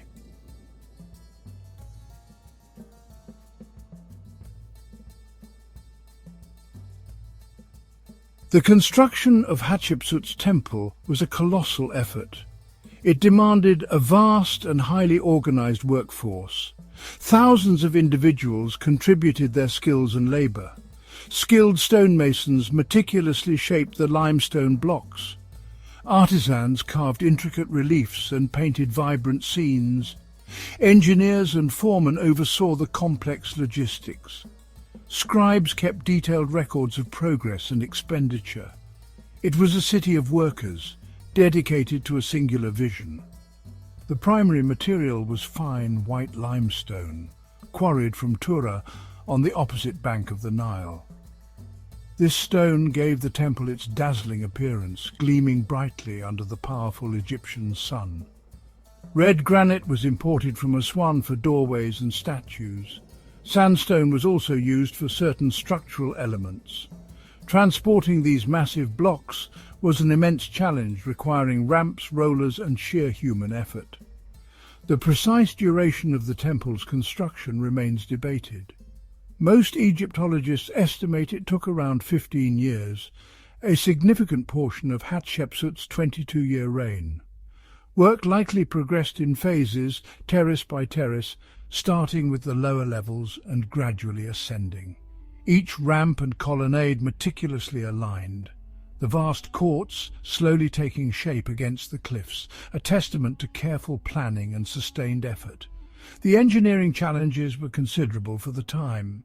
Creating the broad, stable terraces required ingenuity, cutting and fitting the enormous stone blocks precisely, ensuring the structural integrity of the colonnades, the intricate carving of countless reliefs and hieroglyphs, depicting scenes of divine birth, trade expeditions, and religious rites. All this was achieved with tools of copper and stone, a remarkable feat of ancient skill and perseverance.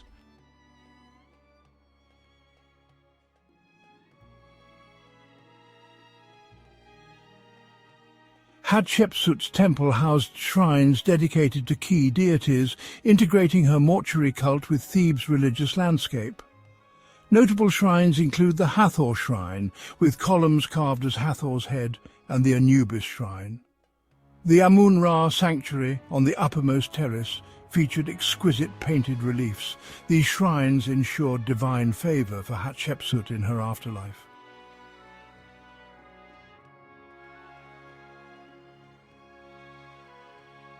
Hatshepsut's mortuary temple stood as a glorious monument, but her tomb was hidden. The temple was for her cult, sustaining her spirit in the afterlife. However, it was not her final resting place. Hatshepsut sought a hidden burial in the Valley of the Kings. The valley offered secrecy, vital for protecting royal mummies. For centuries, Hatshepsut's tomb remained an enigma. Archaeologists scoured the hills, yet her mummy eluded them. Speculation abounded regarding her ultimate fate and burial. Some wondered if her tomb had been destroyed, while others believed it lay undiscovered. The search for her was a significant missing piece in Egyptian history. Thutmose III attempted to erase Hatshepsut from historical records. Her statues were defaced, her cartouches removed, raising questions about her tomb. The quest to find her became an attempt to restore a powerful figure. The Valley of the Kings held many secrets. Each discovery offered hints, but no definitive answers. Early explorers documented tombs, yet none were Hatshepsut's. The search required patience, research, and luck. The world awaited the moment her sanctuary would yield its secrets.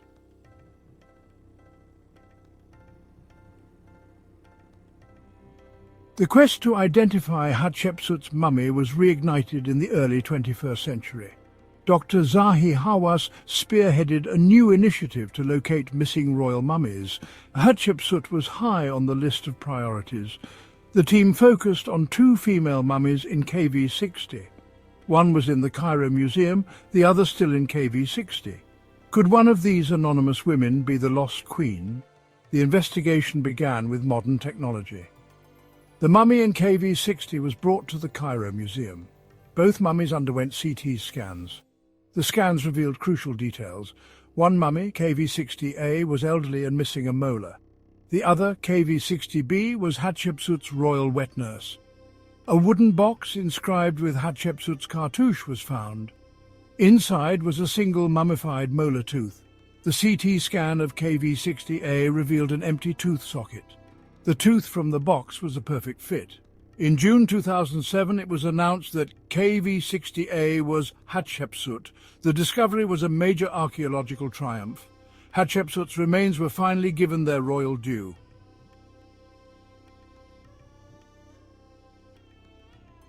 Hatshepsut's temple played a crucial part in Thebes' beautiful festival of the valley, celebrating rebirth and renewal. The festival reaffirmed the divine order and the power of Amun-Ra. The bark of Amun-Ra crossed the Nile to Hatshepsut's temple. Special rituals honored Amun-Ra and Hatshepsut. The festival transformed the West Bank into a vibrant landscape of divine encounter.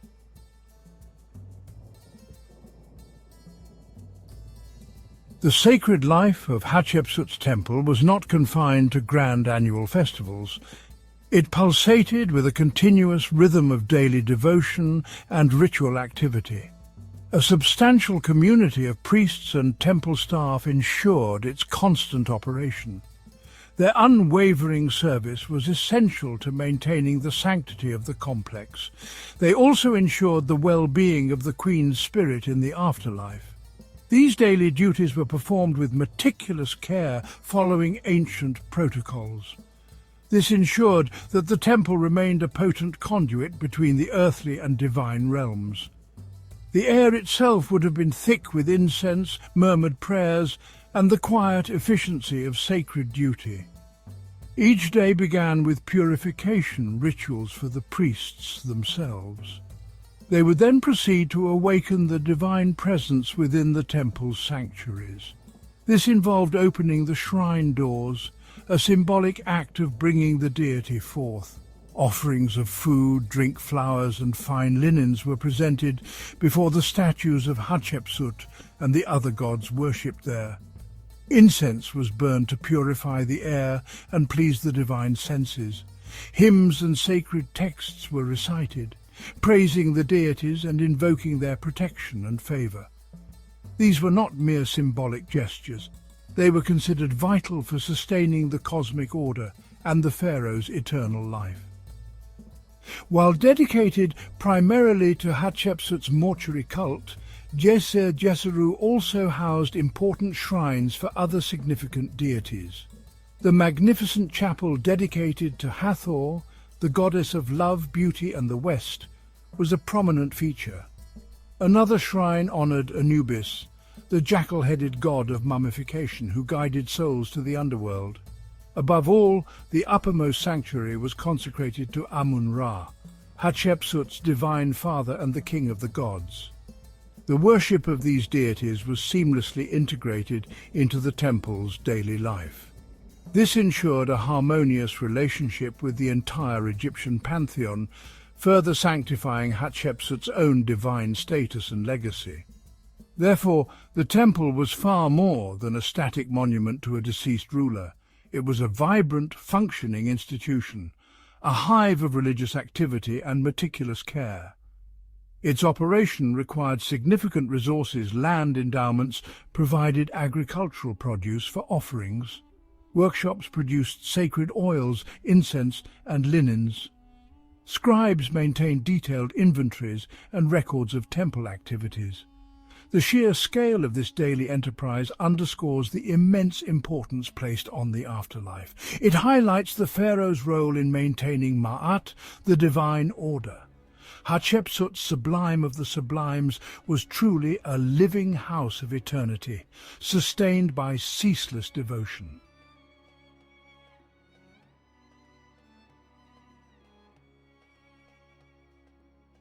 After Hatshepsut's reign, Thutmose III took power. He began erasing her memory from records.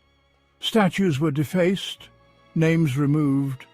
Her temple bore the brunt of this campaign. The reasons remain debated by historians, but the impact on her legacy is clear.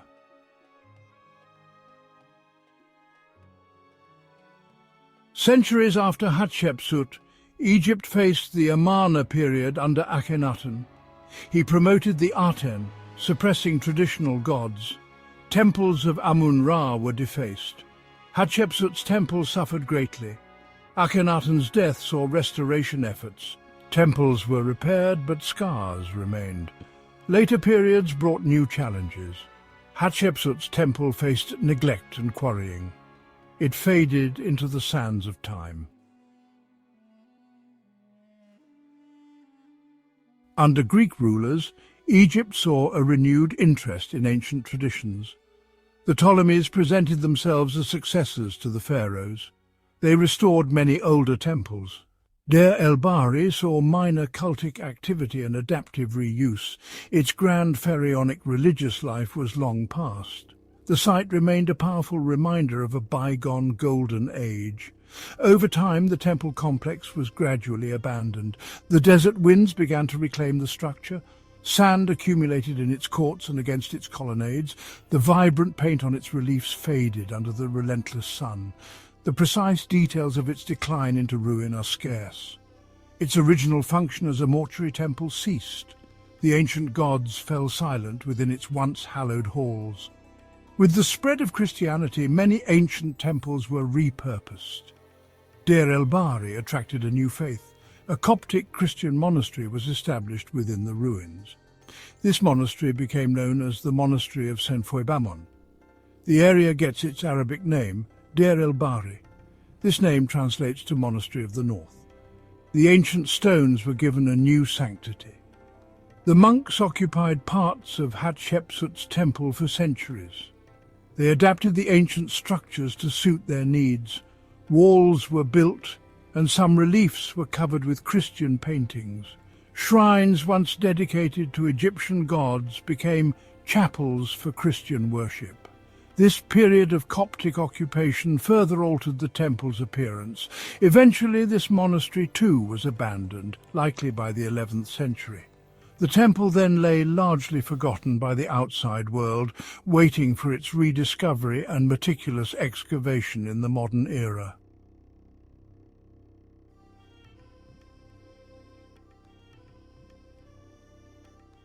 For centuries, Hatshepsut's temple lay hidden, obscured by desert sands and later structures. Its vibrant life had faded and its true identity was forgotten. Local inhabitants knew of the ruins, but their splendor remained concealed. Early explorers like Richard Pocock documented their observations in the 18th century. Napoleon's expedition and later scholars like Champollion and Lepsius recognized its significance. Their work laid the foundation for future research, bringing ancient Egypt to a global audience. The stage was set for systematic efforts to unveil its buried secrets.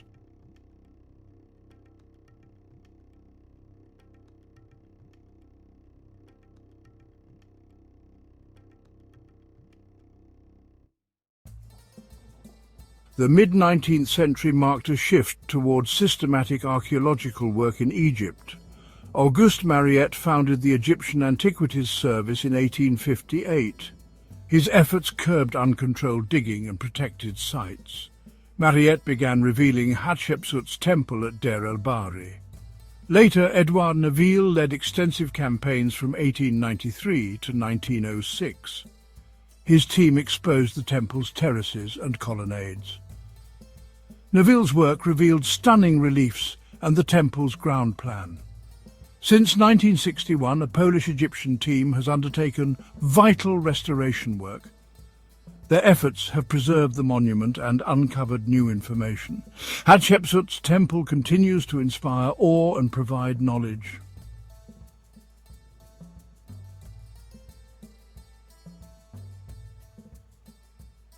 The mortuary temple of Hatshepsut, Djeser-Djeseru, stands as a singular achievement, a radiant beacon of ancient architectural ingenuity. Carved into the dramatic Deir el-Bahari cliffs, its beauty remains undiminished. The dream of a remarkable female pharaoh brought to life in stone. Her ambition and connection to the divine resonate from every colonnade, a monument without precise parallel in Egyptian heritage.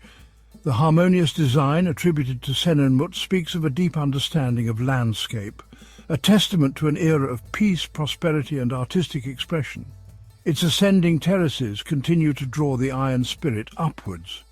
The journey of this magnificent temple through time is a compelling narrative. It tells a story of grandeur, faith, turmoil and rebirth. From its sacred foundation, it served its queen and the gods of Egypt. Its courts once echoed with the beautiful festival of the valley. Its sanctuaries witnessed the quiet reverence of daily rituals. Then Thutmose III's proscription fell upon its walls, attempting to erase a queen. Later, Akhenaten's reign left its own distinct marks. Centuries of fading light and encroaching desert sands followed, yet the spirit of Djeser endured through all these trials. The rediscovery and excavation unveiled its long-hidden splendor. Early explorers and archaeologists brushed away the debris of centuries. Their efforts revealed the full majesty of its design and reliefs. The soul of Djeser was brought back into the light. Today, international collaborations continue the crucial work. Teams conserve its fragile narratives and reconstruct sections. They piece together the story of Hatshepsut and her era.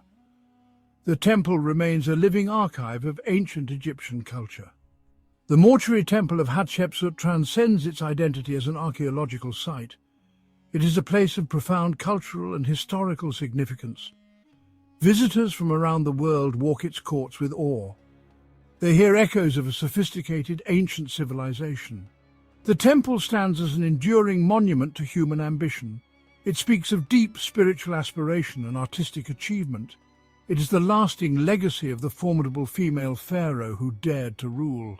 Her Djeser, the Holy of Holies, stands majestically, a timeless beacon against the Egyptian sands.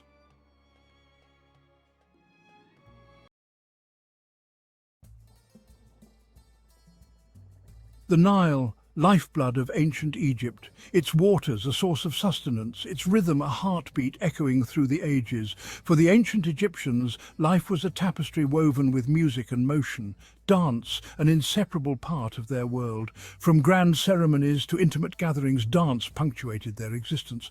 A celebration of life, a bridge to the divine. Imagine the sun-drenched land thousands of years ago. Hear the echoes of drums and flutes carried on the desert breeze.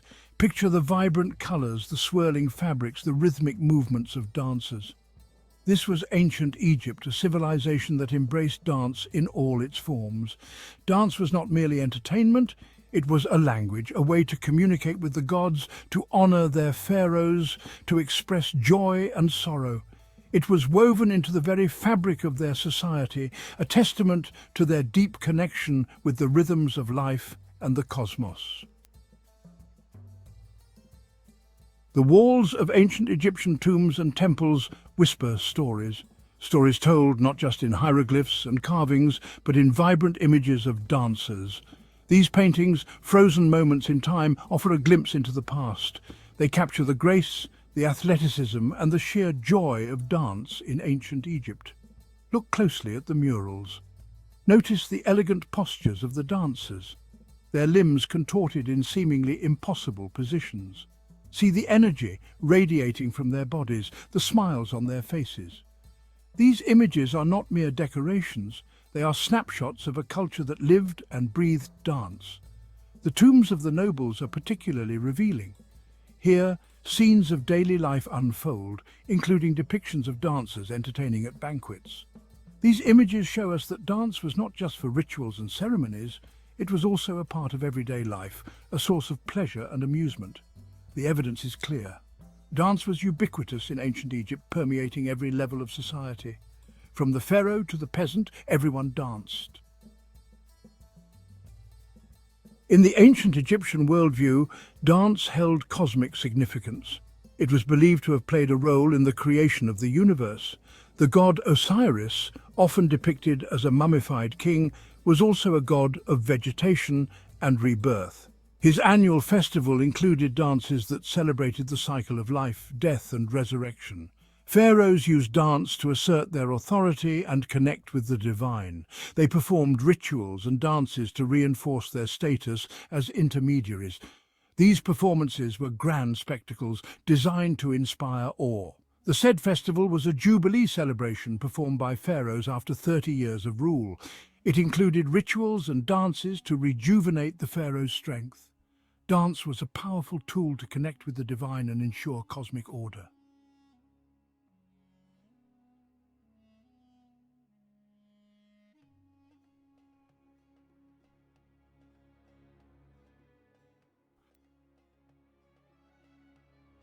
Who were these dancers who moved with such grace and precision?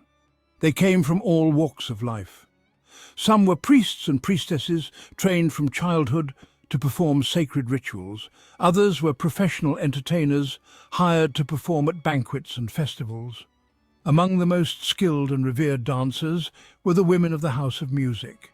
These women, often attached to temples, dedicated their lives to music and dance. They were highly trained musicians, singers and dancers, and their performances were considered to be offerings to the gods. There were also specialized dancers, such as the Mu dancers, who performed acrobatic dances, and the dwarf dancers, who were often employed by the wealthy for their entertainment value. Regardless of their status, all dancers played an important role in Egyptian society, using their bodies and movements to connect with the divine, to entertain, and to tell stories.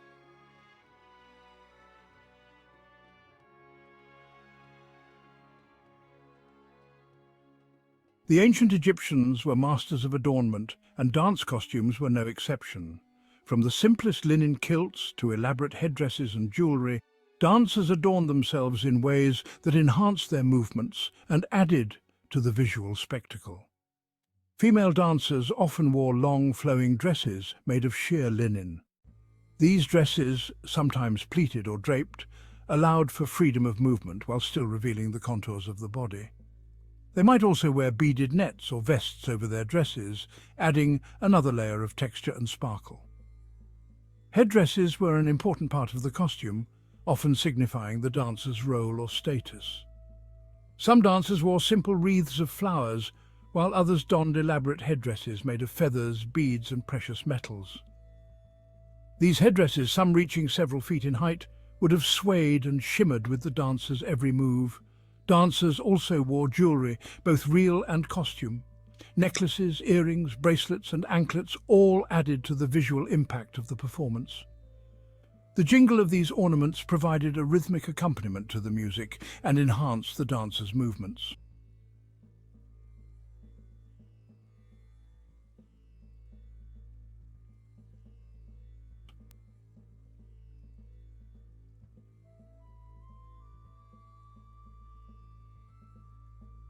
No discussion of ancient Egyptian dance would be complete without mentioning the music.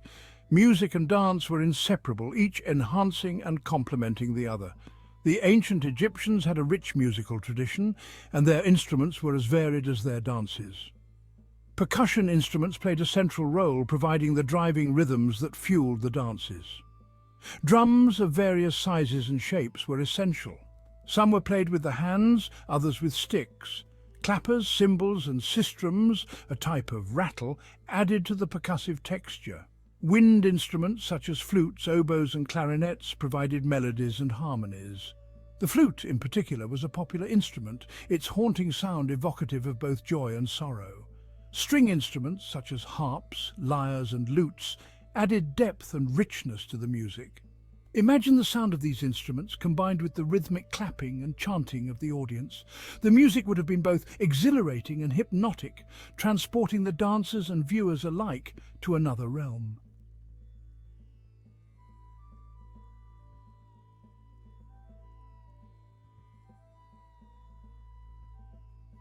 Dance in ancient Egypt was not limited to religious rituals and funerary rites. It was also an integral part of celebrations, festivals, and everyday life. Dances were performed to celebrate births, marriages, harvests, and victories in battle. One of the most important festivals was the annual flooding of the Nile. This event, upon which all life in Egypt depended, was celebrated with great joy and abandon. Dances were performed to honor Hapi, the god of the Nile, and to ensure a bountiful harvest. Fertility dances, often performed by women, were another important genre. These dances, meant to ensure the continuation of life and the prosperity of the land, were characterized by their sensuality and earthiness. They often involved gestures and movements that mimicked the act of procreation. These celebratory dances, filled with joy, energy, and a zest for life, remind us that the ancient Egyptians, while deeply spiritual, also knew how to have fun. Death for the ancient Egyptians was not an end but a transition. It was a journey to the afterlife, a realm where the deceased would live on in spirit form. Dance played a crucial role in these funerary rituals, helping to guide the deceased on their journey and to ensure their safe passage to the underworld. Mourners often performed dances expressing grief and lamenting the loss of their loved ones. These dances, slow and mournful, were often accompanied by the wailing of mourners and the playing of flutes. Other dances, performed by priests and priestesses, were intended to appease the gods and to ensure the deceased's safe passage to the afterlife. These dances were often highly ritualized, involving specific steps, gestures, and incantations. One of the most important funerary rituals was the opening of the mouth ceremony. This ritual, intended to restore the deceased's senses and allow them to eat, drink and speak in the afterlife, involved a series of symbolic gestures, including the use of a ritual adze to touch the mouth of the deceased's mummy or statue.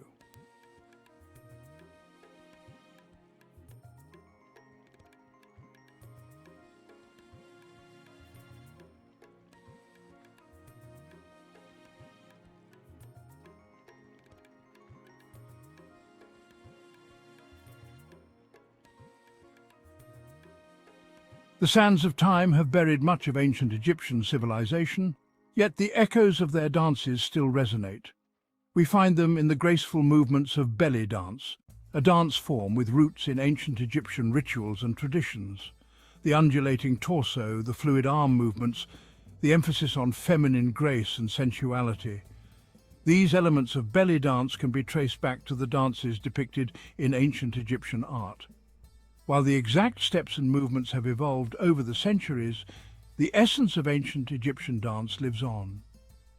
The influence of ancient Egyptian dance can also be seen in other art forms, from the stylized movements of Egyptian folk dances to the choreography of modern ballets and operas inspired by ancient Egyptian themes.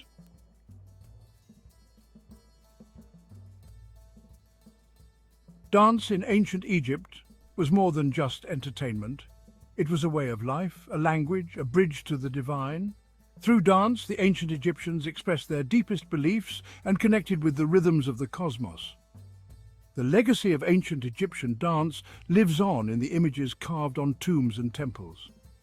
As we gaze upon the pyramids and temples, let us remember the dances that once animated these spaces. Let us marvel at the enduring power of dance to connect us to the past.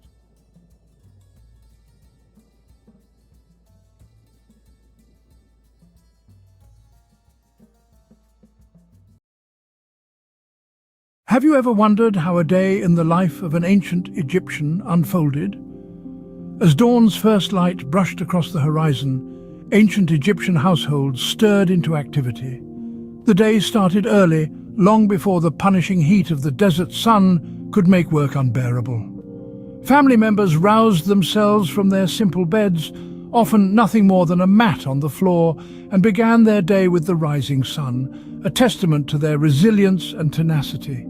The morning air would fill with the scent of baking bread, a staple in the Egyptian diet, made from emmer wheat or barley. This humble loaf, often accompanied by a jug of beer, formed the backbone of their breakfast. The beer, contrary to modern perceptions, was a nutritious brew, low in alcohol and high in vital nutrients. Bread and beer, in their simplicity, provided sustenance and energy for the day's activities. Meanwhile, the household chores were set in motion. Floors were swept, homes tidied, and animals attended to. These tasks were shared among the family members, each contributing to the smooth running of the household.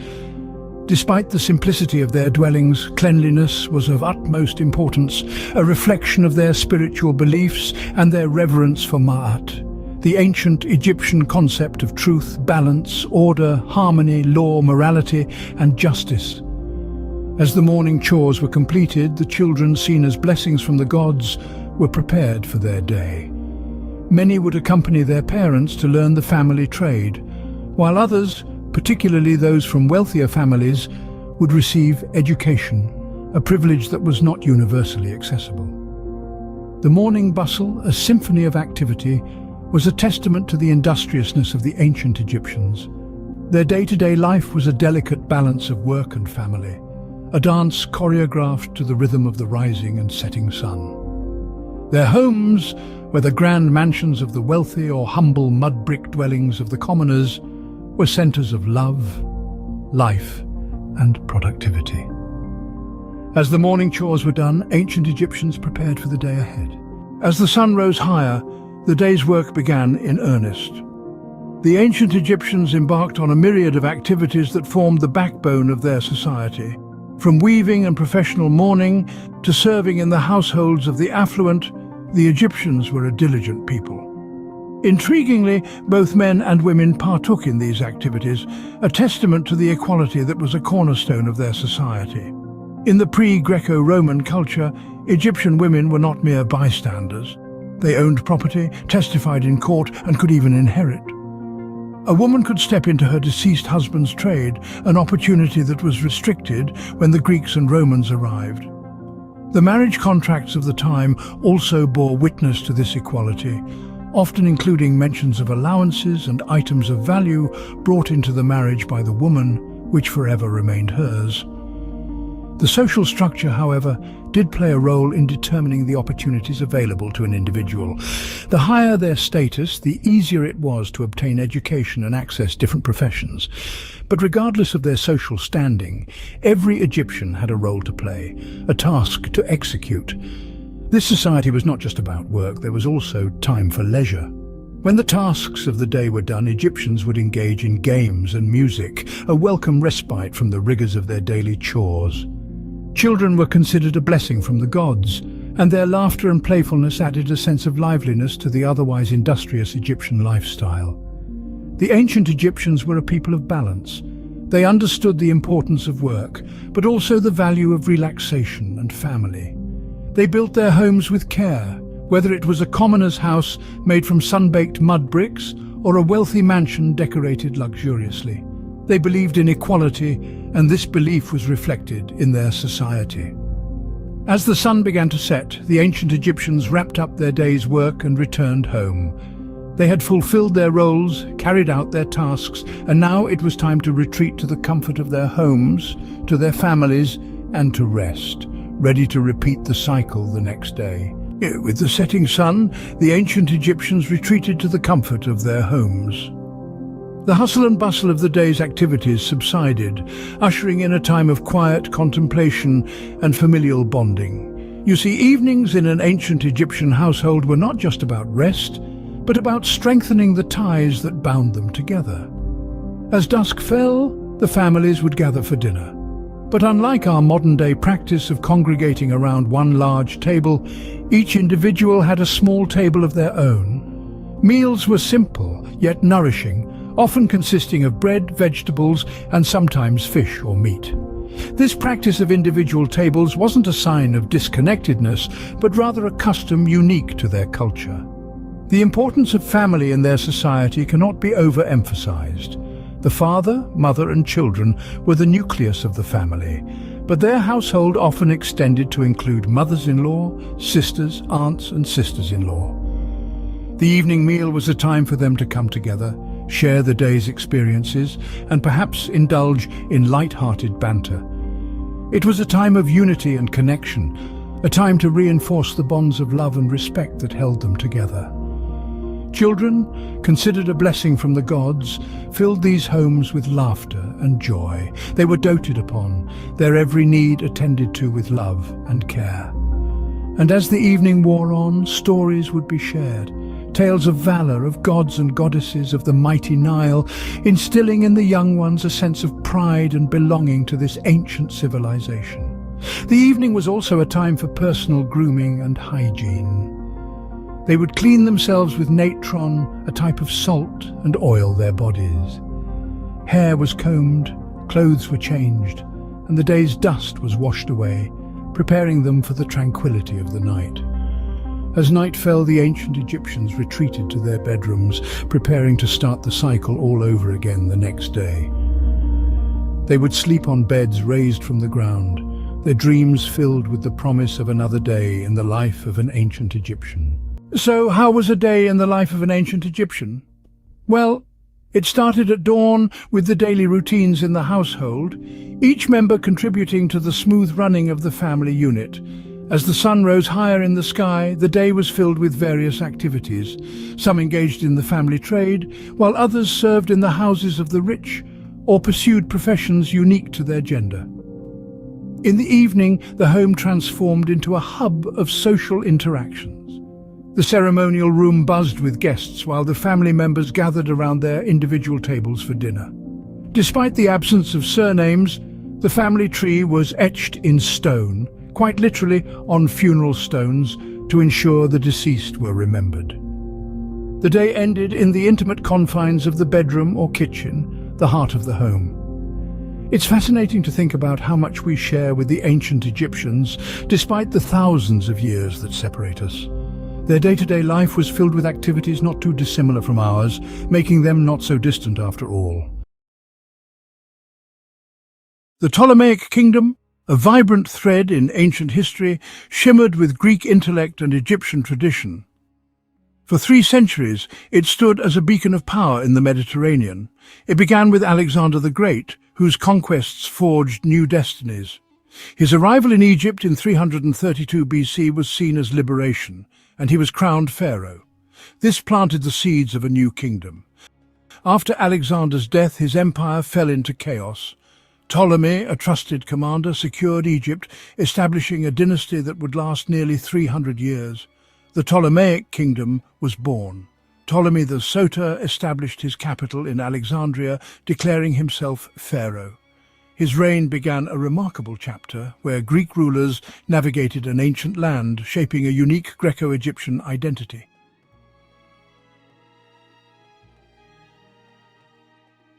The Ptolemaic dynasty represented a fascinating and unprecedented cultural experiment. Here, 2 powerful civilizations, those of Greece and Egypt, were brought into direct and continuous contact. The new Greek rulers did not simply impose their own ways upon the land they now controlled. Instead, they engaged in a careful and strategic process of adaptation and synthesis. They understood that to rule Egypt effectively, they needed the support of its people and its powerful priesthood. This led to a remarkable blending of traditions, creating a society that was Hellenistic in its administration and intellectual pursuits, yet profoundly Egyptian in its spiritual and ceremonial life. This fusion was visible everywhere, from the royal court to the smallest farming village. The Ptolemaic pharaohs, including the famous Cleopatra VII, presented themselves in a dual manner. To their Greek-speaking administrators and soldiers, they were Hellenistic monarchs, patrons of art and science. Yet on the walls of the grand temples they constructed, they were depicted in the traditional style of the pharaohs, making offerings to ancient Egyptian gods like Horus, Isis, and Osiris. This duality was the cornerstone of their political strategy, allowing them to maintain authority over a diverse population and project an image of continuity with Egypt's glorious past. Alexandria, the kingdom's magnificent capital, became the ultimate symbol of this new world. It was a cosmopolitan metropolis, home to Greeks, Egyptians, Jews, and people from across the Mediterranean. Its legendary Great Library and Museum turned the city into the intellectual epicenter of the ancient world. Scholars, scientists, philosophers, and poets flocked to its institutions, making groundbreaking discoveries in mathematics, astronomy, and medicine. The city itself was a masterpiece of Greek urban planning, with wide streets and grand public buildings, yet its heart beat to the rhythm of the Nile, its wealth drawn from the ancient agricultural bounty of the Egyptian countryside. The story of the Ptolemaic kingdom is therefore not just a tale of kings and conquests, but a deeper exploration of cultural interaction. It is the story of how a foreign dynasty successfully integrated into one of the world's oldest civilizations, creating something entirely new in the process. We will journey through its rise to immense power, witness the flourishing of its unique culture, and explore the internal conflicts and external pressures that ultimately led to its dramatic downfall. This is the chronicle of the last pharaohs of Egypt, a dynasty of Greek origin that wrote the final, brilliant chapter of a 3,000-year-old saga before yielding to the rising power of Rome.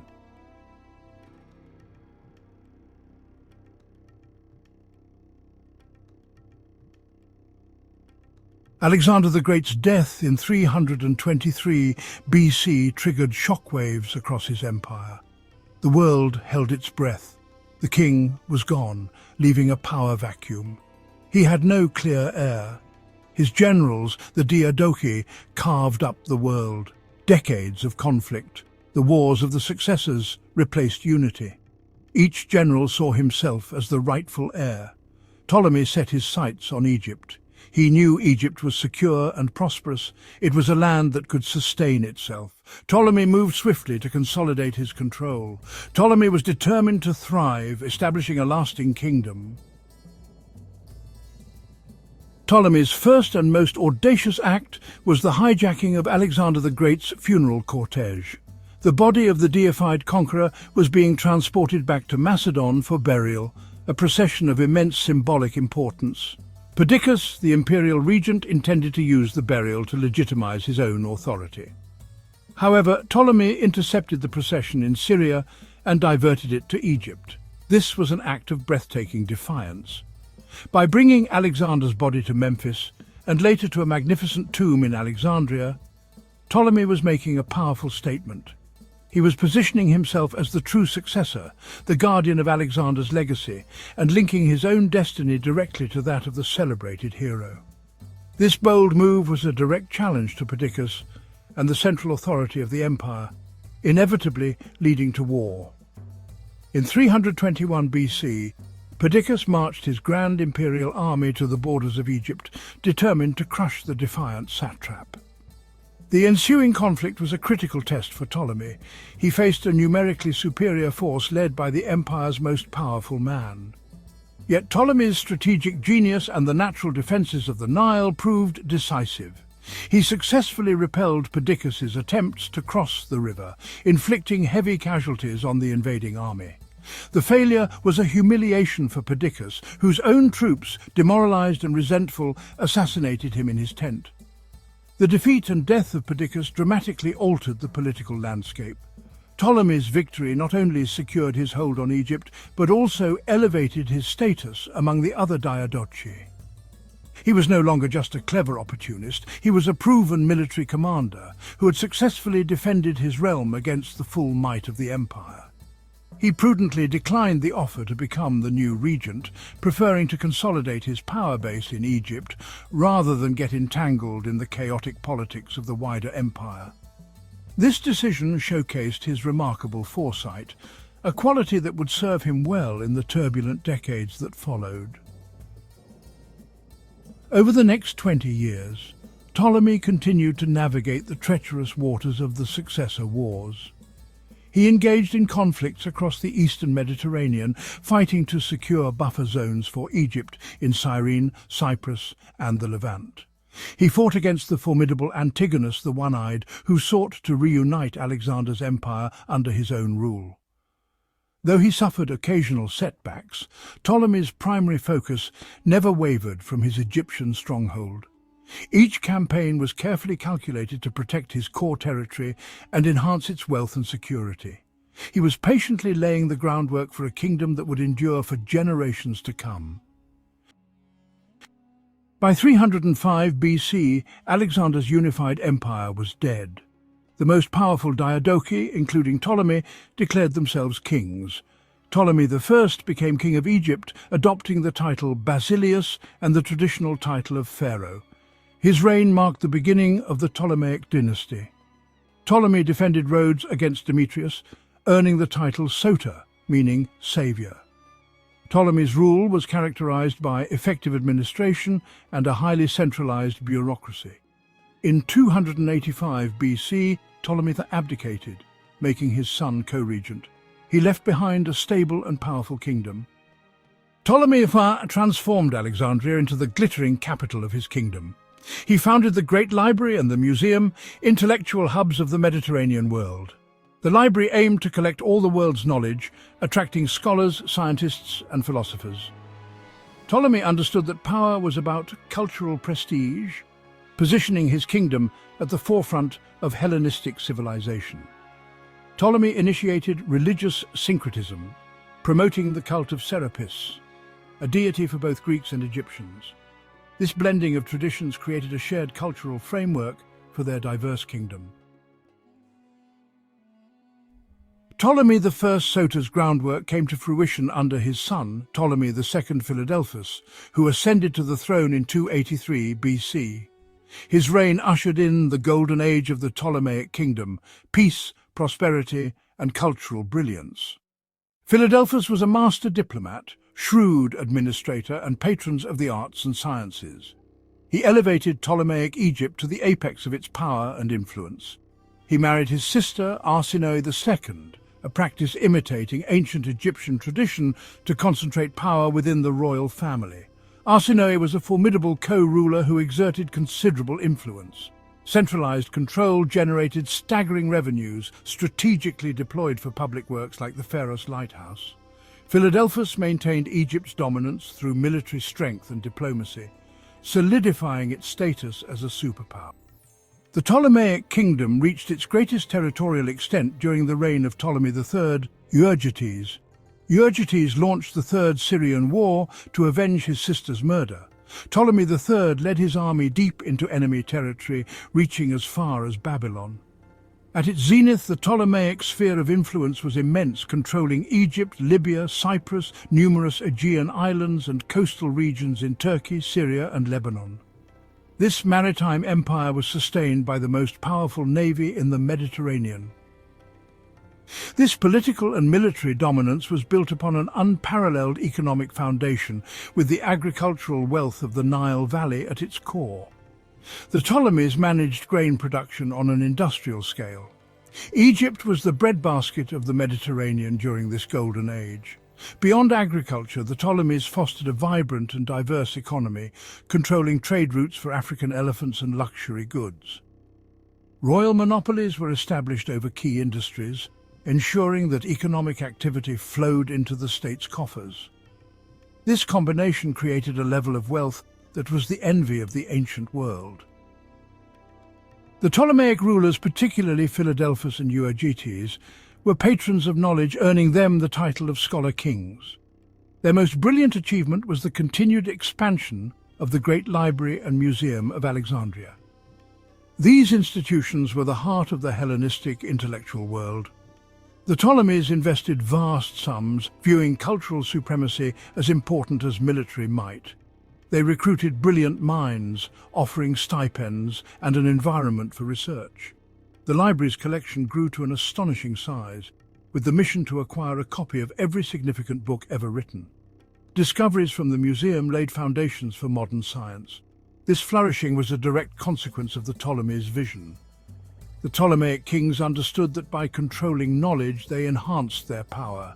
Alexandria was the intellectual capital of the world.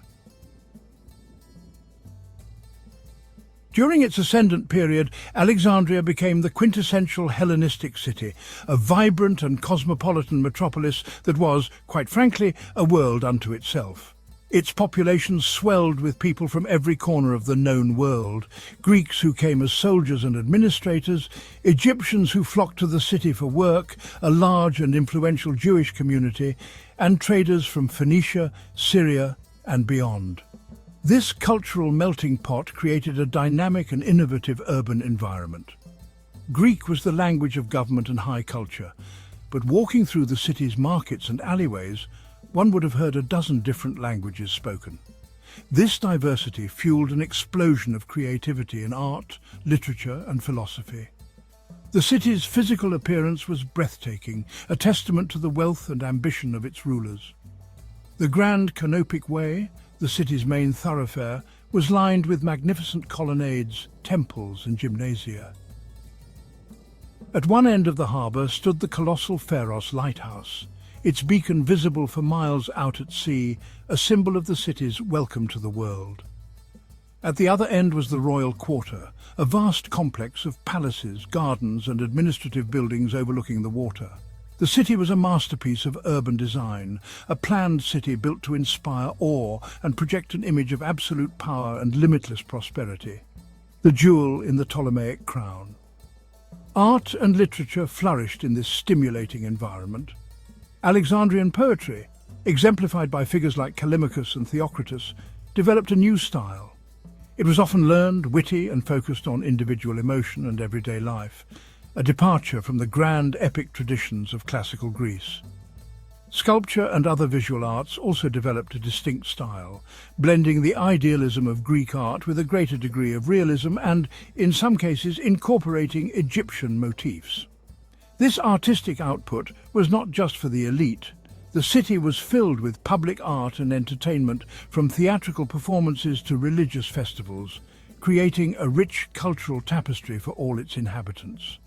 This was the Ptolemaic kingdom at its peak, powerful, wealthy, and intellectually supreme. From the military victories of Ptolemy III to the scholarly pursuits in the Great Library, the kingdom projected an aura of confidence and success. Alexandria stood as the ultimate symbol of this achievement, a city that was both the administrative center of a mighty empire and the cultural capital of the Hellenistic age. It was truly a golden era where the fusion of Greek ingenuity and Egyptian resources created one of the most brilliant civilizations of antiquity. Ptolemaic Egypt had a complex social structure defined by ethnicity and language. The king and Greek nobles were at the top, followed by officials and landowners. Below them were Greek settlers, soldiers, merchants, and scholars. The majority were native Egyptians, farmers, laborers, and artisans at the bottom. A divided legal system favored Greeks, causing tension and revolts. Over time, a mixed population emerged through intermarriage and cultural exchange, blurring social lines. Identities transformed in Ptolemaic Egypt's unique cultural environment. Religion in Ptolemaic Egypt saw the fusion of the ancient Egyptian pantheon with Greek deities. The Ptolemaic rulers embraced Egyptian religion, supporting temples and presenting themselves as pharaohs. The god Serapis, combining Osiris, Apis, Bull, Zeus, Hades, and Asclepius, was created to appeal to both Greeks and Egyptians. His main cult center was the Serapeum in Alexandria. Traditional Egyptian gods like Isis flourished, her worship spreading far beyond Egypt. The Ptolemies restored and expanded temples. Egyptians identified their gods with Greek counterparts, creating a shared religious vocabulary. This religious pluralism defined the era, creating a uniquely Greco-Egyptian spiritual world.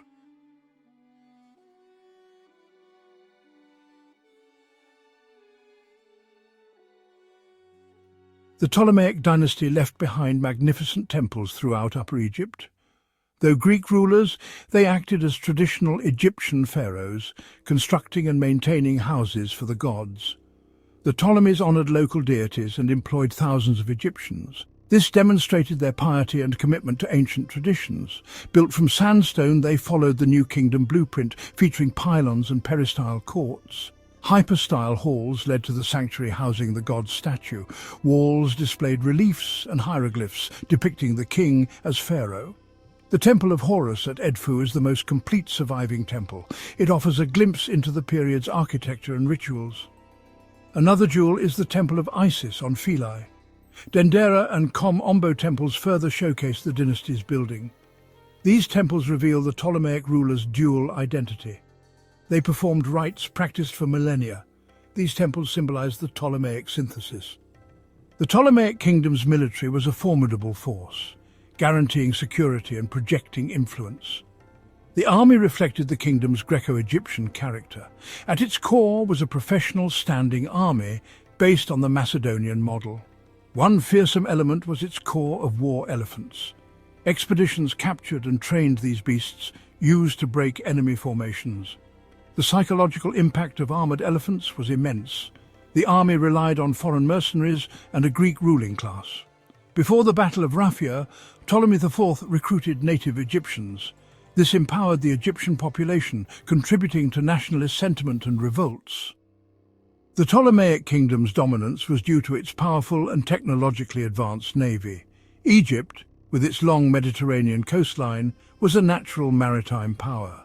Their fleet was the largest and most sophisticated in the Mediterranean, allowing them to control the sea lanes.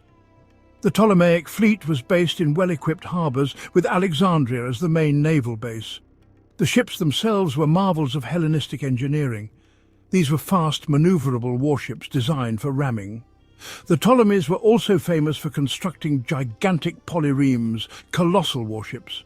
These behemoths were powerful tools of propaganda. It protected the vital shipping routes that brought immense wealth into the kingdom. It allowed the Ptolemies to maintain control over their overseas territories. In times of war, the fleet could transport troops and blockade enemy ports. The control of Cyprus in particular was crucial. This naval dominance was a key factor in the Syrian wars against the Seleucid Empire. The Ptolemaic navy allowed Egypt to support its allies and raid enemy coastlines. The Ptolemaic fleet was a clear signal of the kingdom's power. The Ptolemaic kingdom's power was built on the Nile's fertile land and a tightly controlled economy. The Ptolemies boosted agriculture with new crops and irrigation, making Egypt the breadbasket of the Mediterranean. Alexandria and Red Sea ports turned Egypt into a global trade hub, taxing exotic imports and exporting grain. The king monopolized key industries: papyrus, textiles, oil, brewing, mining, ensuring profits flowed straight to the royal treasury. Greek-speaking bureaucrats managed every detail, but this efficiency came at a cost: heavy taxes and labor demands on ordinary Egyptians. This wealth funded armies and monuments, but the system's inequalities would eventually fuel unrest. Under Ptolemy IV, weak leadership and corruption eroded the kingdom's stability. In a desperate move, native Egyptians were armed for the Battle of Raphia, winning the war but awakening their sense of power. Soon after, Upper Egypt erupted in rebellion, breaking away under native pharaohs for nearly 2 decades. The Ptolemies fought to regain control, draining resources and shattering unity. Even after the revolt ended, unrest and banditry plagued the countryside. The government, weakened and divided, struggled to maintain order. The once stable kingdom was now fractured, its foundations crumbling. As Egypt faltered, Rome's power surged across the Mediterranean. Seeking protection, Ptolemy V made Egypt a Roman client state, its independence now a mere illusion. Roman intervention repeatedly saved the dynasty, but at the cost of sovereignty. The infamous day of Eleusis showed Rome's dominance. A Roman envoy forced a Seleucid king to withdraw from Egypt with a simple ultimatum. Ptolemaic rulers became pawns, their fate decided in the Roman Senate. Internal dynastic feuds played out for Roman amusement and advantage. As Rome descended into civil war, Egypt became a prize for ambitious generals like Caesar and Antony. The kingdom was no longer a player, but the board on which Rome's final struggles unfolded. Cleopatra VII, the last Ptolemy, was brilliant, ambitious, and determined to restore Egypt's glory. She allied with Julius Caesar, securing her throne and bearing him a son, Caesarion. After Caesar's death, she partnered with Mark Antony, ruling the East and dreaming of a new empire. Their alliance provoked Rome. Octavian declared war, painting Cleopatra as a dangerous foreign queen. At Actium, Antony and Cleopatra's forces were crushed. Facing defeat, they took their own lives as Octavian's legions closed in.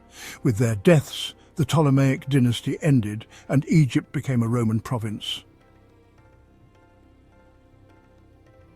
The Ptolemies' rule ended, but their legacy endured. Their temples, Edfu Dendera Philae, preserved Egyptian art and religion. The Library of Alexandria made Egypt the intellectual heart of the ancient world, shaping science and philosophy for centuries. Greek and Egyptian cultures fused, influencing art and spreading the cult of Isis across the Roman Empire. Their administrative system, centralized, efficient and exploitative, became the model for Roman rule. Egypt remained the empire's breadbasket, its wealth and knowledge outliving the dynasty. The Ptolemies left a mark on history, carved in stone and memory. The Ptolemaic dynasty had strange traditions, most notably royal sibling marriage. Beginning with Ptolemy II and his sister Arsinoe II, many Ptolemaic kings married their sisters, imitating the divine marriages in Egyptian mythology. This reinforced the dynasty's status and kept power within the family. Another peculiar aspect was the repetitive use of names like Ptolemy, Cleopatra, or Berenice. Historians use epithets to distinguish them, like Ptolemy II Philadelphus, or Ptolemy VIII Euergetes II, nicknamed Potbelly. The Ptolemies also maintained a unique core of war elephants, sourcing smaller African forest elephants. These elephants became a symbol of Ptolemaic power. With Cleopatra's death in 30 BC, Egypt was annexed by Octavian, soon to be Emperor Augustus. The transformation was immediate. Egypt became the Roman emperor's personal property. Its wealth flowed directly into his treasury. Egypt was the empire's breadbasket, its resources under absolute control. Culturally, the Roman era saw a continuation of the Greco-Egyptian synthesis. Mummy portraits flourished, combining Egyptian mummification with Greco-Roman portraiture. Roman emperors were depicted as pharaohs in temples. Egypt's primary role became economic, to produce grain to feed Rome. The land of the pharaohs was now a cog in the machine of Roman power. Our journey through the history of the Ptolemaic kingdom has taken us from its founder, Ptolemy I Soter, to its last queen, Cleopatra VII. For 3 centuries, this Macedonian Greek dynasty ruled over Egypt, presiding over a period of immense wealth and cultural fusion. They built a kingdom that was both a formidable military power and a beacon of Hellenistic civilization. The Ptolemaic pharaohs presented themselves as legitimate successors to Egypt's ancient rulers. Yet the seeds of decay were sown within the dynasty itself, through weak rulers and family rivalries. This internal weakness made the Ptolemaic state vulnerable to the rising power of Rome. With Cleopatra's death, the line of the Ptolemies was extinguished. The last chapter of ancient Egypt had been written by a Greek dynasty. The Ptolemaic kingdom stands as one of history's most compelling experiments in syncretism. The Ptolemies engaged with Egyptian culture, fusing it with their own traditions, visible in their art and religion. The kingdom represents a bridge between Greece and the Near East. The intellectual fire lit in Ptolemaic Alexandria continues to cast a long shadow. It is a tale filled with larger-than-life characters from Ptolemy I to Cleopatra VII. The physical remains of their rule draw millions of visitors. It shows how cultures can collide and merge, creating new identities. Their story continues to fascinate us to this day.